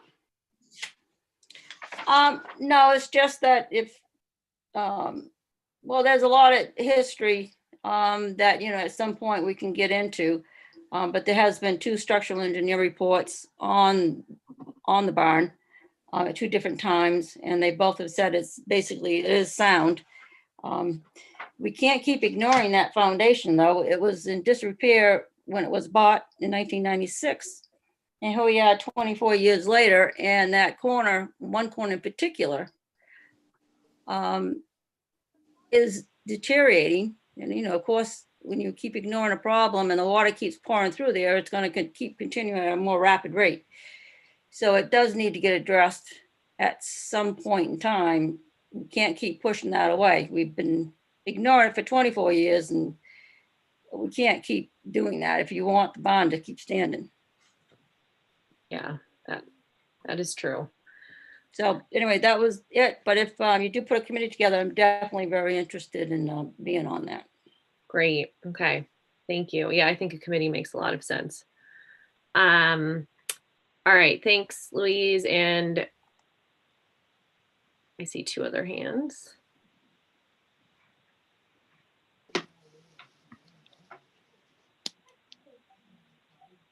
We should be able to hear you, Rich. Oh, you want me? Okay. Hi, Rich. Thanks. I'd just like to say that in terms of preserving the building, I would like to see that building preserved, because my time on the budget committee has taught me that maintenance on existing buildings should be kept up with, because it compounds quickly if we let maintenance slip. And also, maintenance is less expensive than new construction by far, by at least a factor of 2 on a square footage basis on the 3 projects that I've seen come through the budget committee. So this building contributes significant storage space. It's got storage space on 2 floors. And to construct new storage space would be expensive, and we'd have to find a place for that new storage space. Also, in terms of the building leaking, having a sound roof on a wooden structure is essential. I'm sure if you had a leak in your house, you'd find that out really quickly. But this building is a post and beam structure, and what happens is when roofs leak onto posts and beams, those custom joints, the wooden pegs and those mortise and tenons, for a construction crew to come in and repair something like that is very expensive. So getting a roof on it quickly, or when we need it, is important. And lastly, I'd just like to speak to the historical aspect of this building. This building was built at the turn of the century. There aren't many buildings like this left in the state. And when kids come and play soccer and baseball in those fields, they get to walk by a piece of history that future generations would want us to preserve. Thank you. That's all. Thank you. Appreciate your comments. All right. And I see Bob Lepre's hand is up. Unmute. There we are. Hi, Bob. I think that the whole idea of preserving the building has many good aspects to it. Not the least of which is it's a nice piece of historical part of our history was as an agricultural town, and that really is a fine example of that past. And like Louise said, we used a committee to figure out what to do with the Kimball cabins, and I think she's right. We would do something, and there probably would be some decent funding available through the conservation LCHIP, that sort of thing, because there is I mean, in this town we provide a tax break for property owners who maintain their old barns, so it's obviously a good asset that if we're willing to do that. So I think we should work on preserving it and getting a grant to stabilize it. You know, it's like Rich says, do the roof, and if we could do that, that would go a long ways to giving us time to deal with it on a longer term method of figuring out what we want to do with it in the future. And it's a good storage area. I mean, we all love good barns for storage, so this is a good one too. So yeah, I think we should try to maintain it or keep it, but we can get grant money, I'm sure. Thank you. Thanks, Bob. Anyone else want to comment from the public? Okay, so folks from the board, I have my thoughts, but I'll wait. I think what we've been hearing about putting together some kind of committee to look at, what it would cost to fix it up, the potential for grants, makes an awful lot of sense. I personally would like to see the bond preserved. I guess, and more for the moment is, do we want to keep money in this year's budget that would go to fixing the roof next year?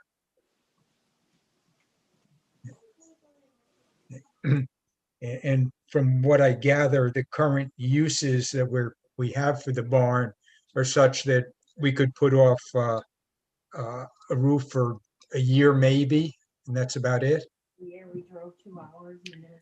Yeah, I'm wondering, since the foundation has come up a couple times, like, I don't know enough about construction to know if we could just do the roof, and then if parts of the building needed to be worked on and redone, that could be done too, or if it would make sense to like have it assessed, and if it needed work on the foundation, for example, and we had funding to do that before doing a roof. I just don't know if they're like unrelated in terms of sequencing. Don. I could try to, put some answer to that. The foundation has been in the situation it's been in for 50, 60 years. The water comes in the north side and it goes out the south side, and it doesn't really affect that much. The building has kept square through all of this history of time. And even the structural engineer realized that if you put people in there, then you got a whole different ballgame. But as it is right now, my personal opinion, after hearing all of that and witnessing the building for decades, the foundation is not the critical thing at this point. But the roof is, if we're going to keep it, the roof is the first thing to get done, because it protects all of the building. Yeah, that makes sense. So the roof issue, Ken, is a good question. Stephen, were you going to say something? Yeah, I was just going to ask, Ken, can you remind us what was the roof cost? Was it $80,000? That's correct. And I think we were planning to put half of the money for the roof in this year and half in next year.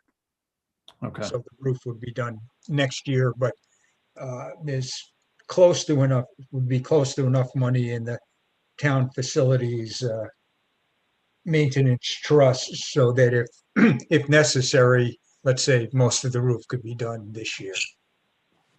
On initial figures, it shouldn't cost 80,000, but until we, solicit bids coming in, there will be a significant cost just because of the height on one side.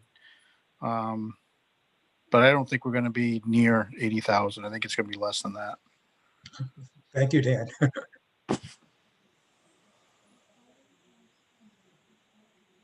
Yeah, so right now in the budget, there's 60,000, with 60,000 next year. Which is for a number of things, not just the barn. Correct. Yeah. I guess my concern is putting money in.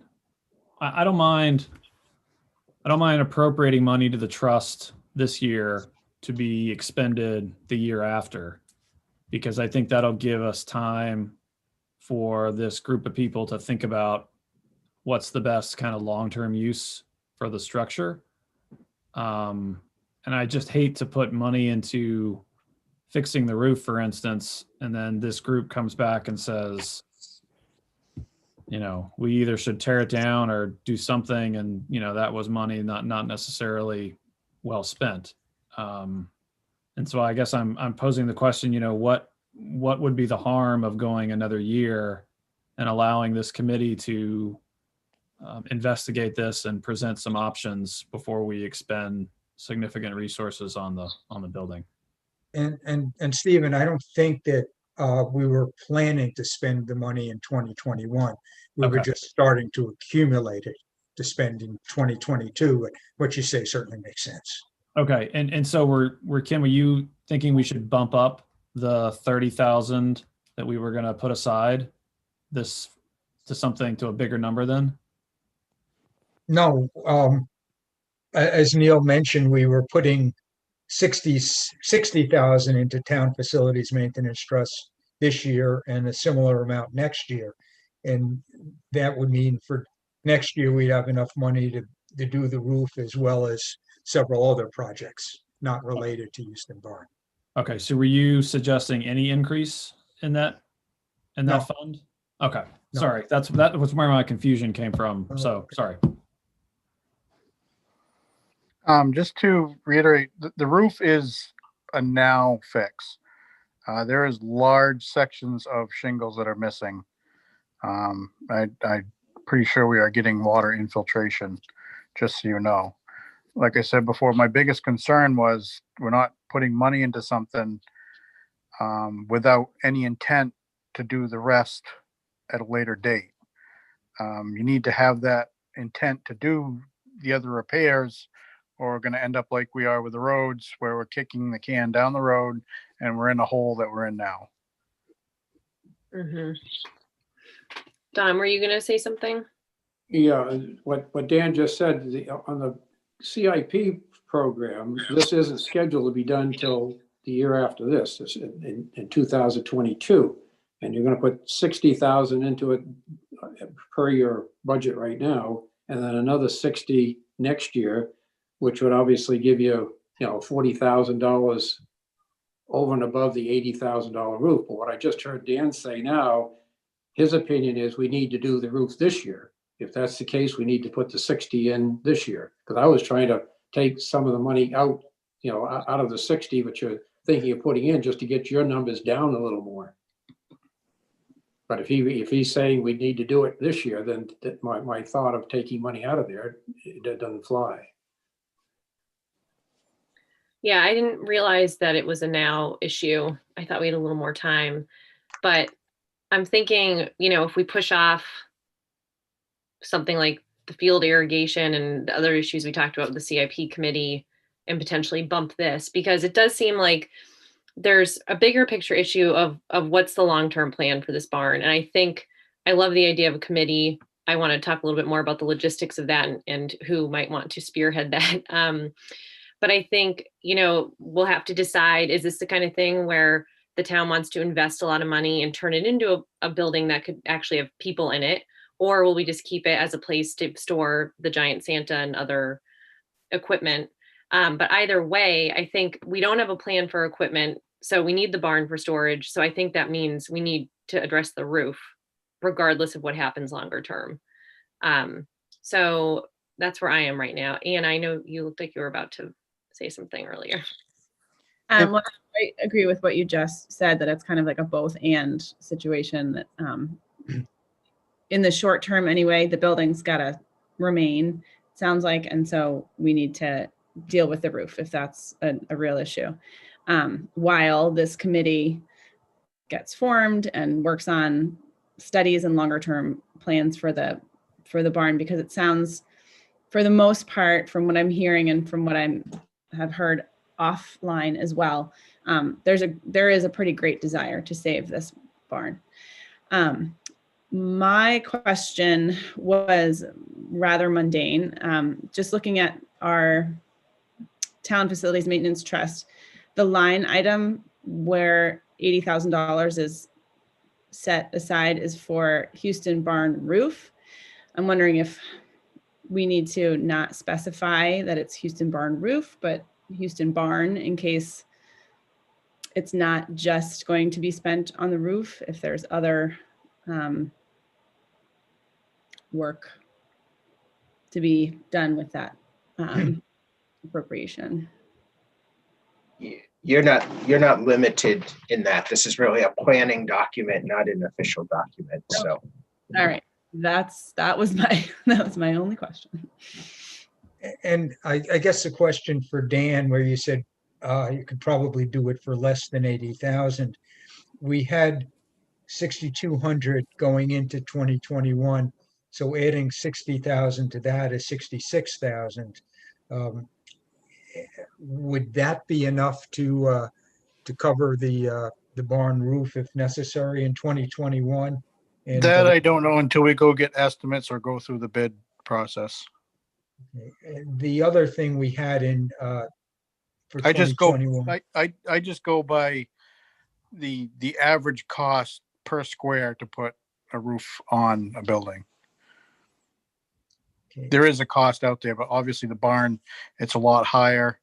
They're gonna need lifts and such, and certain people to be up on that roof to redo it. Mhm, okay. And Neil, the other item in that account in 2021 was the Bates Building furnace. Is that one that could be pushed off if we had to do the roof this year I- on the barn? I would have to talk to Greg on that. I'm not sure about the furnace. Oh, okay. I would just say it's just like everything else. The barn roof was actually scheduled several years ago. So at some point it gets to the point that we're forced to do it, but it's not that we haven't sort of planned, it just keeps getting pushed off. I can talk to some local contractors and see if, maybe there's a tarp or something we could put on the roof for now to get us through till next year, and try that route. As long as it's not too much of a cost. But you say next year until the warmer weather in 2022? Yes. If you make it blue, we can look like the rest of Maine. Or painted green? I see Byron's hand is up and I know he is interested, so I just want to bring him over real quick.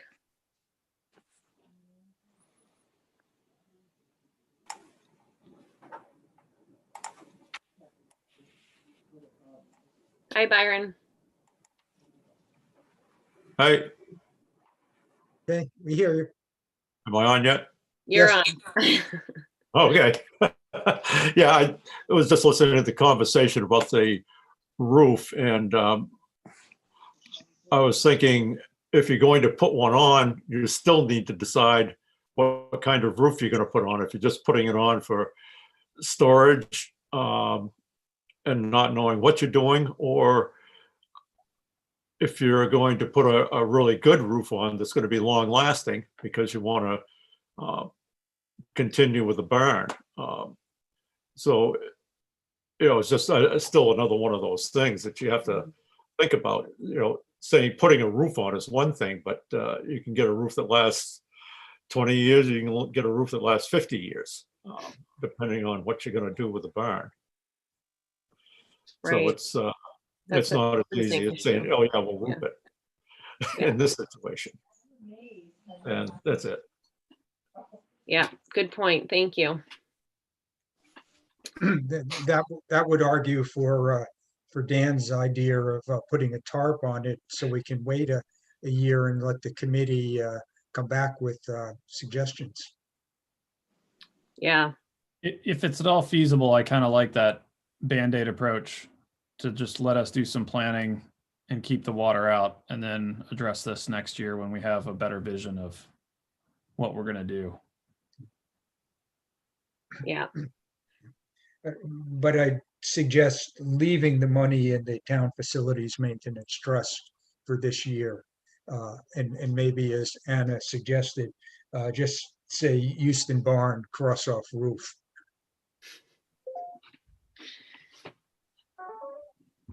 I support that. And I mean, in an ideal world, like I have this vision of this group coming together in the short term and possibly even making a presentation at this year's town meeting about some of the things that they come up with and learn to help inform people about, the vote that they'll be taking on this item in the budget. I know it's short time frame to get that up and going, but if there's anything that can be shared this year at town meeting, that would be really helpful. So next steps to talk about, I think. Yeah, I mean, I would love to see it preserved. I very much appreciate the historical aspect. And I think it would be a large, sad shame if we weren't able to save it in some respect. So on that point, looking to Dawn for thoughts, or Dan, on who might want to spearhead gathering folks like the Cars and others who would be interested. I think a committee is a great idea. And so just curious if you have thoughts on getting that started. I would nominate Liz Carr. I've worked with her for a long time. She's a heck of a go-getter. She knows how to get into other people. She knows how to, get into the possible people who would donate to this thing, either state or private. And she's got a lot of history in this thing. That sounds like a good suggestion. Do you want to reach out to her? I think she's already on here. I See guess. a hand up. Okay, good. But, I think, she and I have talked a little bit about this. It needs to be a group that's, aggressive, and will look at this fairly on both sides. We can't go into this with any kind of, vested interest to look at, pitching it one way or the other. It's got to be very objective, or you don't get much tread on either side at a town meeting. I get back to what you said, Anna. I really don't want to go in this with a half derriere. I want to go in, with all the facts together, rather than just trying to do it. And putting on a temporary fix would allow that to be postponed for a bit till we get to next year, when you really have a fully vetted proposal. I see Louise's hand is up.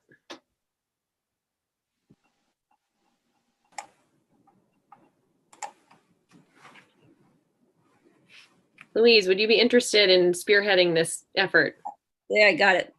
Unmuted myself. I forgot I had to keep doing that. And I'd like to, I do have a list already compiled of people of interest. And to put this committee together, really want to look at not just the people, but their skill sets that they can bring to the committee. So when I'm thinking of people, I'm thinking, is there an engineer that can be involved? Is there an architect that can be involved? Are they all these other ones that we can get free information from, that has the knowledge, that we don't have to spend money to go out and get bids or get the information that we need? They have the know-how to do that for us, to give us the quick answers. So at some, I can talk to Don Houston tomorrow, maybe run through some names, and try to put something together fairly quickly. I can reach out to some people, see if they're interested, and then come back, give Neil a list of names and why those particular people were chosen. Is that something you're interested in? That sounds like a solid plan to me. Yeah, I was going to say exactly that. I think there's so much talent and knowledge in this town and there are so many people. I can think of architectural historians. I can think of, stonemasons and roofers and, so many people that have so much to offer to this discussion in this committee, and people who have had experience organizing fundraising efforts in the past. And, so there's so many people that can really be valuable here. So yes, Louise, thank you. Yes, thank you. Yeah. Sounds like a great approach to me. Thank you, Louise. Yeah, and Ann, if you have, if you know people who you think would be interested, if you could give them to Neil, so that when we compile the list, someone may not be available, but someone else with the same skill sets may be available. So the more people we can come up with to be able to ask, we can form a committee pretty quickly, I'm hoping. Mm-hmm. All right, great. Well, it's a start. Don and Dan. What's that? I said it's the restart. Yes, that's right. Restart indeed. Dan and Don, thank you. And thank you to everyone else who called in. I appreciate it, and I have faith it'll get figured out the right way. Thank you. Thanks, everybody.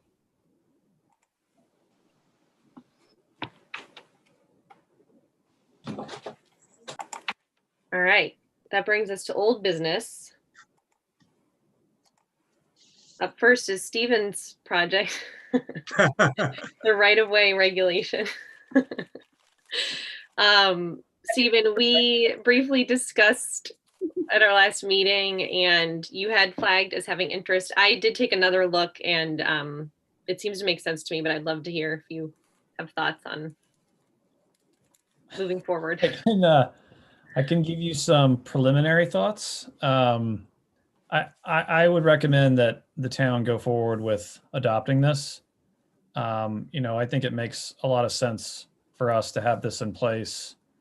And there were a lot of parts there that can be tailored to fit the town's needs and any other existing regulations we may already have.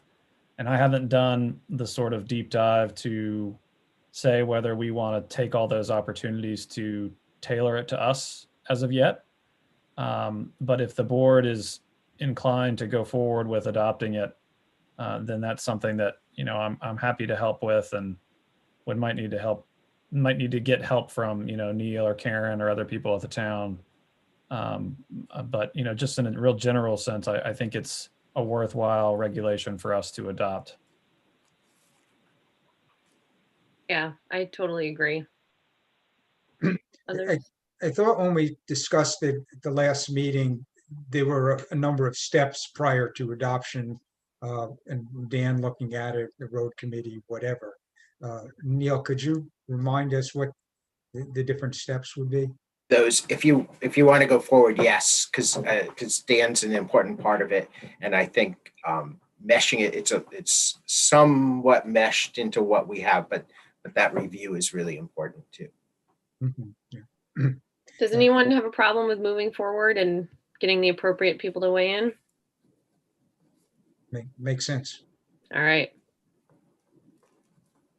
Thank you.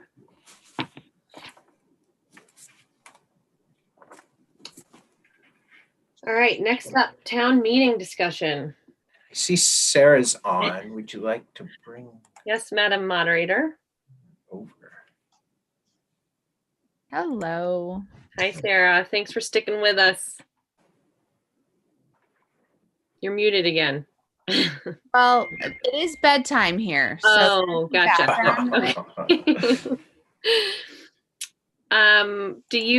Would it help to have Neil give or Ken give the quick update, and then you can chime in? Or sorry, I just got promoted to a panelist and I missed a bit of what you were saying. I just don't know, since you've got some background issues, if you'd rather have Ken or Neil give us a quick update, and then or if you can take the lead now. I'm happy to try. Daddy is trying to handle bedtime, so it'll be fun for us all to listen to. All right. Excellent. So I have talked to Neil and Ken, as well as our colleagues on the school district side of business, about how town meeting and town elections will run in 2021, given the ongoing concern about COVID. And the great news is the legislature is trying to ensure in an emergency fashion that some of the same provisions that they have for absentee ballot voting and pre-processing will carry forward in 2021. But it's still going to be different, and it's going to be a little different than, if we do drive-by voting eventually, it would still be different than what happened last year, just because there's been more guidance from the Attorney General's office about what the process should look like under HB 1129. And so in talking to Ken and Neil, we did discuss the possibility of having the town election run just like we did for the general election and the state primary, with the extra provisions that HB 1266 last year put in place, more absentee ballot voting, pre-processing, and the outdoor alternative for folks who did not feel comfortable or couldn't wear a mask inside to vote, and still doing that on March 9th, which would have been the typical election voting day. And then a possibility to postpone the town meeting, the business portion, until May 1st. And that would enable a little more flexibility in figuring out what the process is going to look like and better weather for whatever we end up doing in terms of volunteer recruitment. I don't know, Neil, Ken, if you wanted to add more. That's pretty much it. I'll just note some of the issues with, at one point there had been talk about having a virtual meeting and having all the voting done on March 9th, but you can't do absentee for the provision, it's not provision, the alternative ballot. So that would really be confusing for people, and people would have to come anyway. So it doesn't seem to make sense to do those all together. And it's really cold in March. So as far as doing drive-through in March, I think that would be really hard for people. And I'll just add why the town would be going on May 1, the school would be going before that. And based on recent history, the school may end up having to go more than once to get a budget approved. So they would potentially be going, I believe, the latter part of March, and then still have opportunity to have another vote prior to their teacher's contract becoming effective. Right, their contract's due April 15th, so they're on a tighter timeline than the town. And as far as the budget, what was held up this year was really the capital items. And there aren't as many of those going into 2021 as there were in 2020. So I think we'd be fine with our budget and that, especially planning, provided we really make sure we do it May 1 and we know that date. I think as long as we know it, we can work around it. It's the unknown that made last year as hard as it was. Yeah, the fire engine. I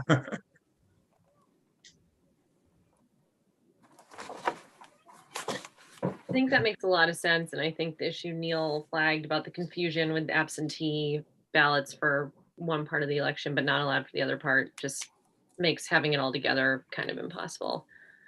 And there will definitely be a blizzard in March, so maybe even in May.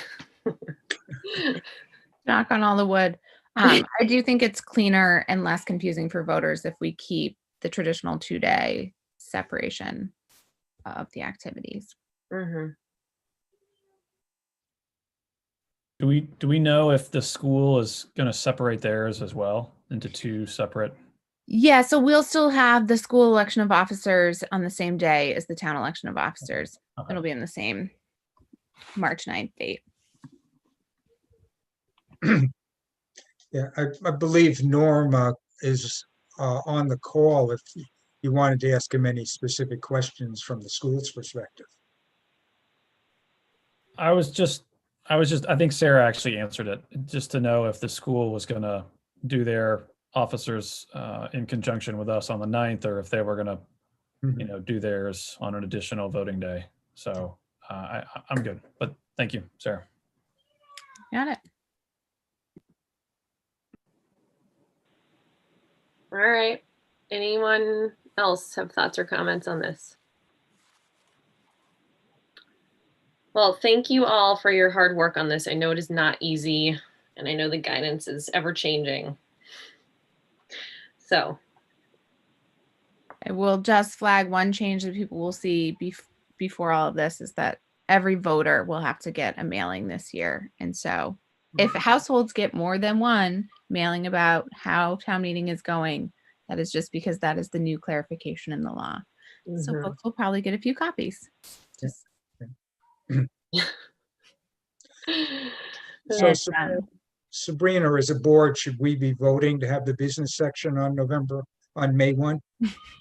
Did we voted, what, did we take a vote earlier? I can't remember. No? You have not. No. You can do that by consensus and vote on that when you approve the warrant too, if that's. Yeah, why don't we do that? It sounds like we have consensus. If people are okay with that. That'll be the plan.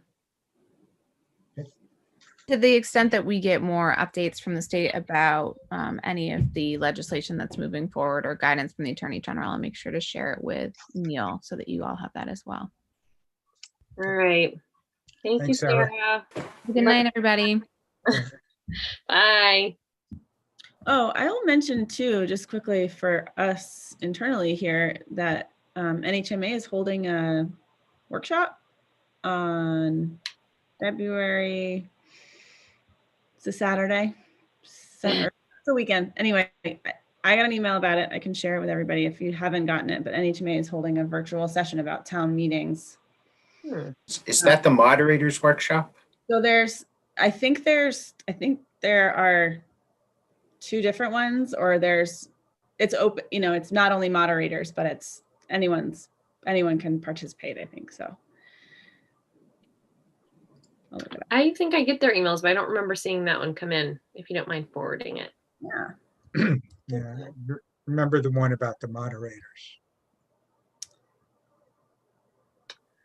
Yeah, so it is a moderators workshop, but hey, you all learn something, right?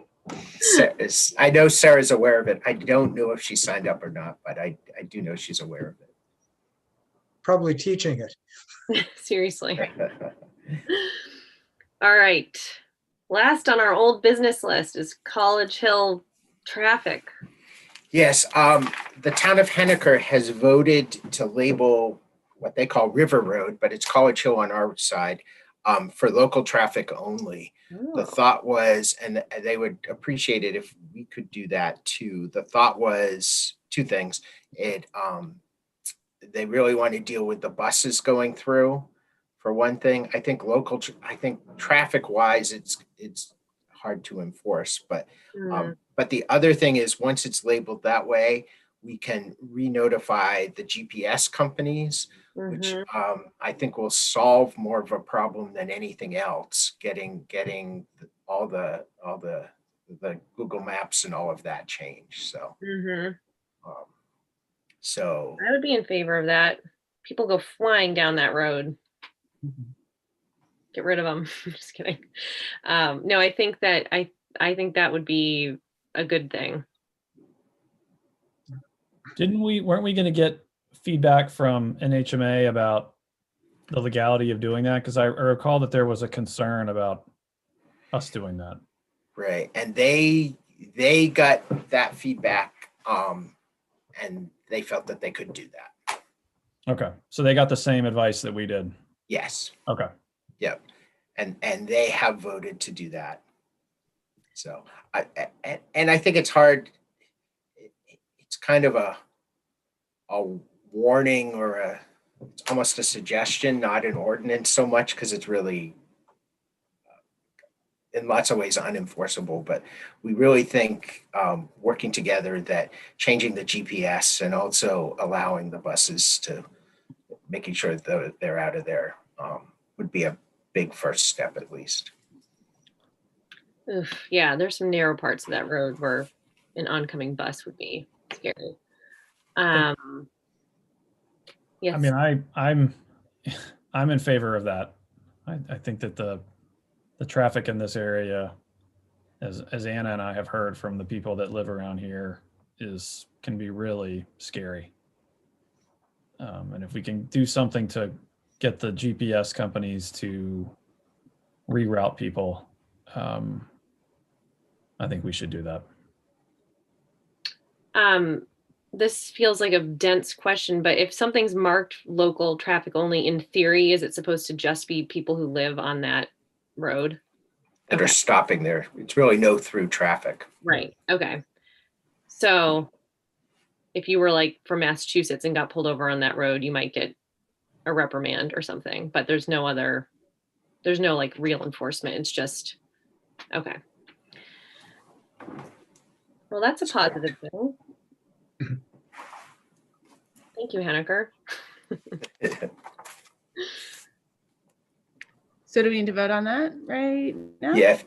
If you could do an official vote, that would be great. And I'll work with Joe Devine, who's their town administrator, and we'll get this finished up.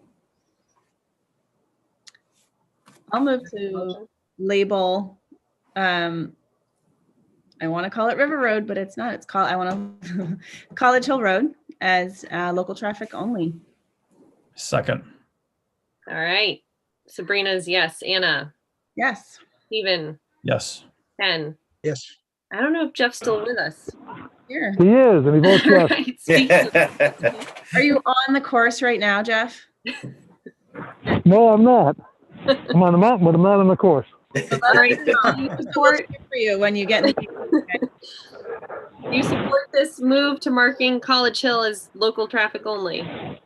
Yes, I voted yes. Awesome, thank you.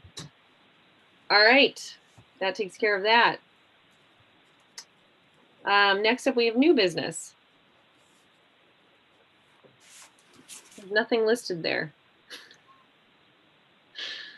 No new business? We've got enough old business. Okay, I'll take that as a positive. So we have town administrator updates now. I can write anything down. Basically, we're ending the year, wrapping everything up, getting final bills paid and all of that. By your next meeting, we'll have a better run of where we are financially, but we look like where we expect to be.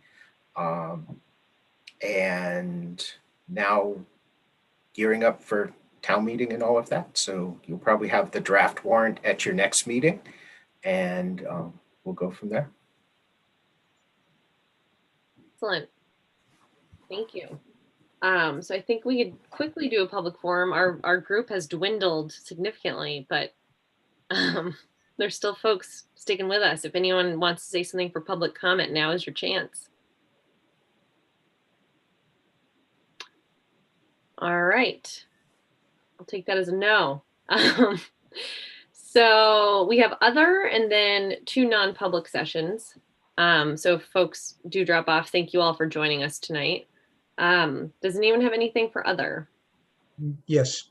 The first overlaps one of the non-public sessions.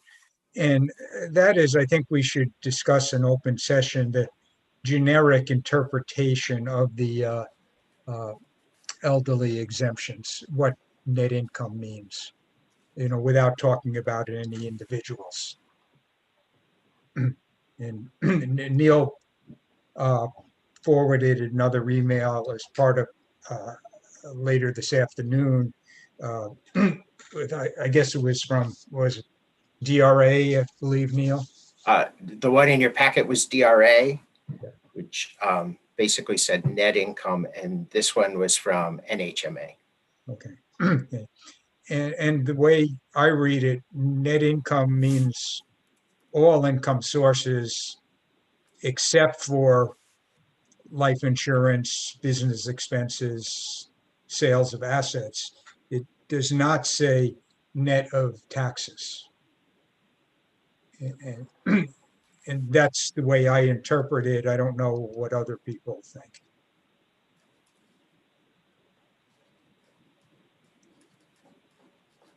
Can you share that portion of, I don't know if you have the statute in front of you, just so we all have it to look at. Sure.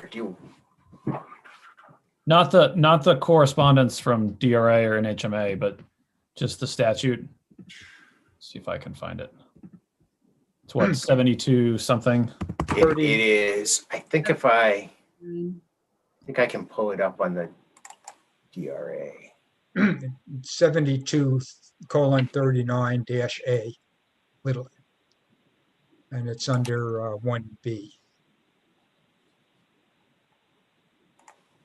Now, if I can find Zoom, I can share it. There it is.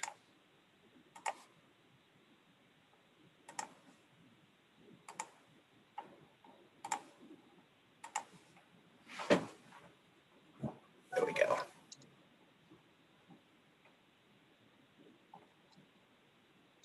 And it's this section in here. I don't know if you can see my mouse.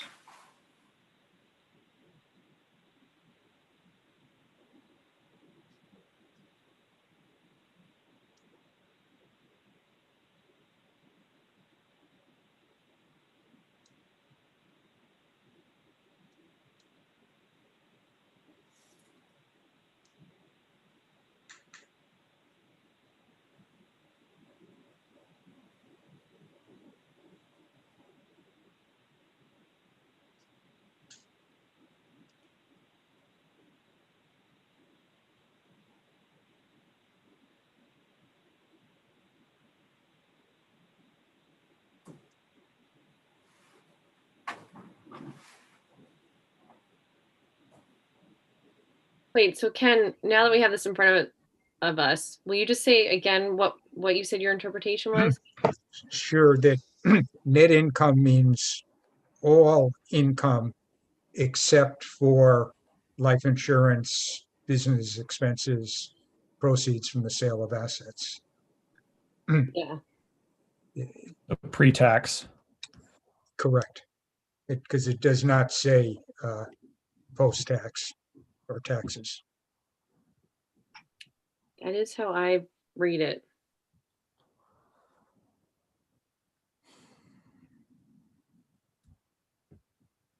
Yeah, I agree. I think if they had intended for it to be anything other than that they should have written it more clearly. And that is consistent with what we heard from DRA.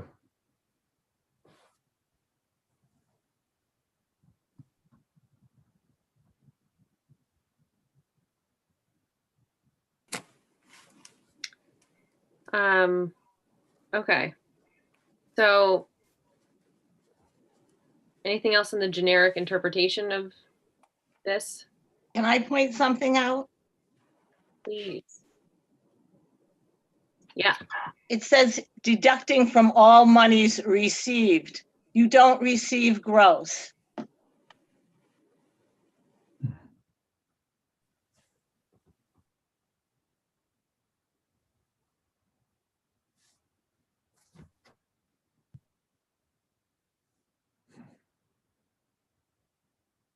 That is true.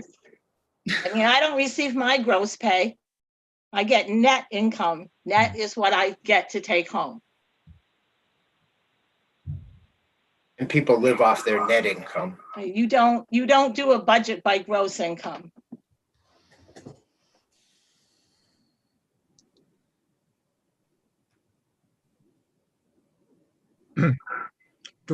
Neil, do we know or how other towns interpret it? No, we do not. Could this be a question to ask the municipal association? You have the answer from the municipal association. The answer is net income. I mean, not gross income. Well, but you can ask for additional money to be withheld from your paycheck to drive that number down and qualify.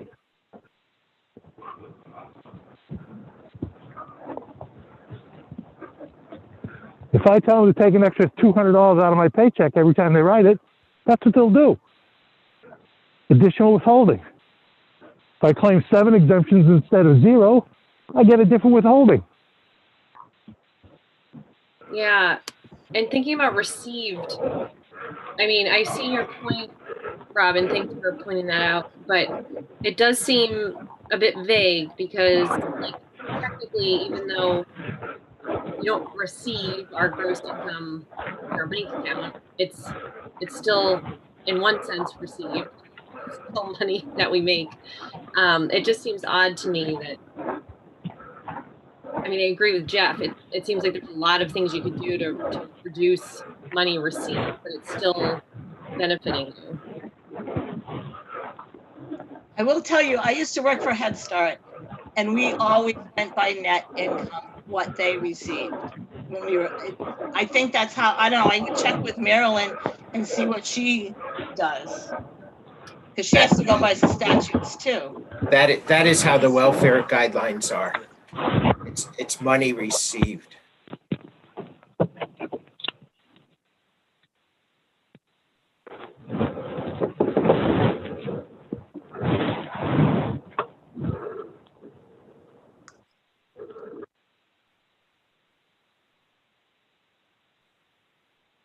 I can further ask these specific questions. Both answers we've gotten have been vaguer than I would have liked. They've just referred us to the statute. So that's not helpful.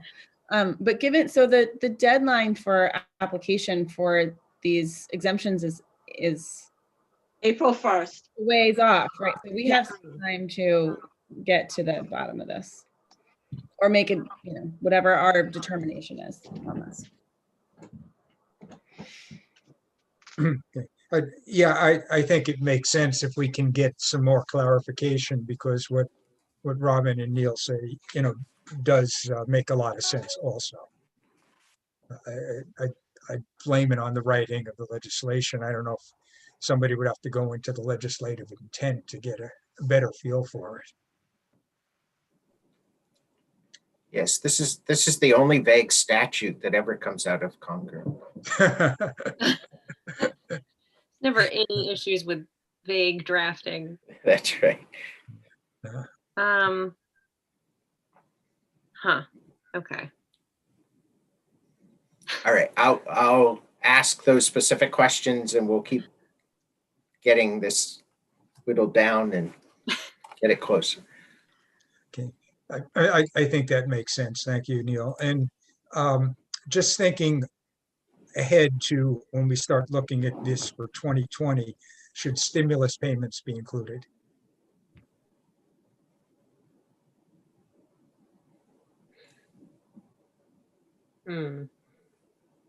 Doesn't it say income from all sources? Right. It does. All sources. So yes. Yeah. Okay. Okay. Okay. I know it's connected to a non-public. Anything else for other?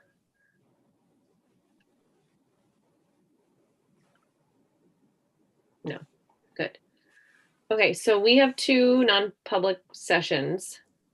So anyone still with us, we're gonna do our non-publics and adjourn. Thank you for joining us. Dropping the slides.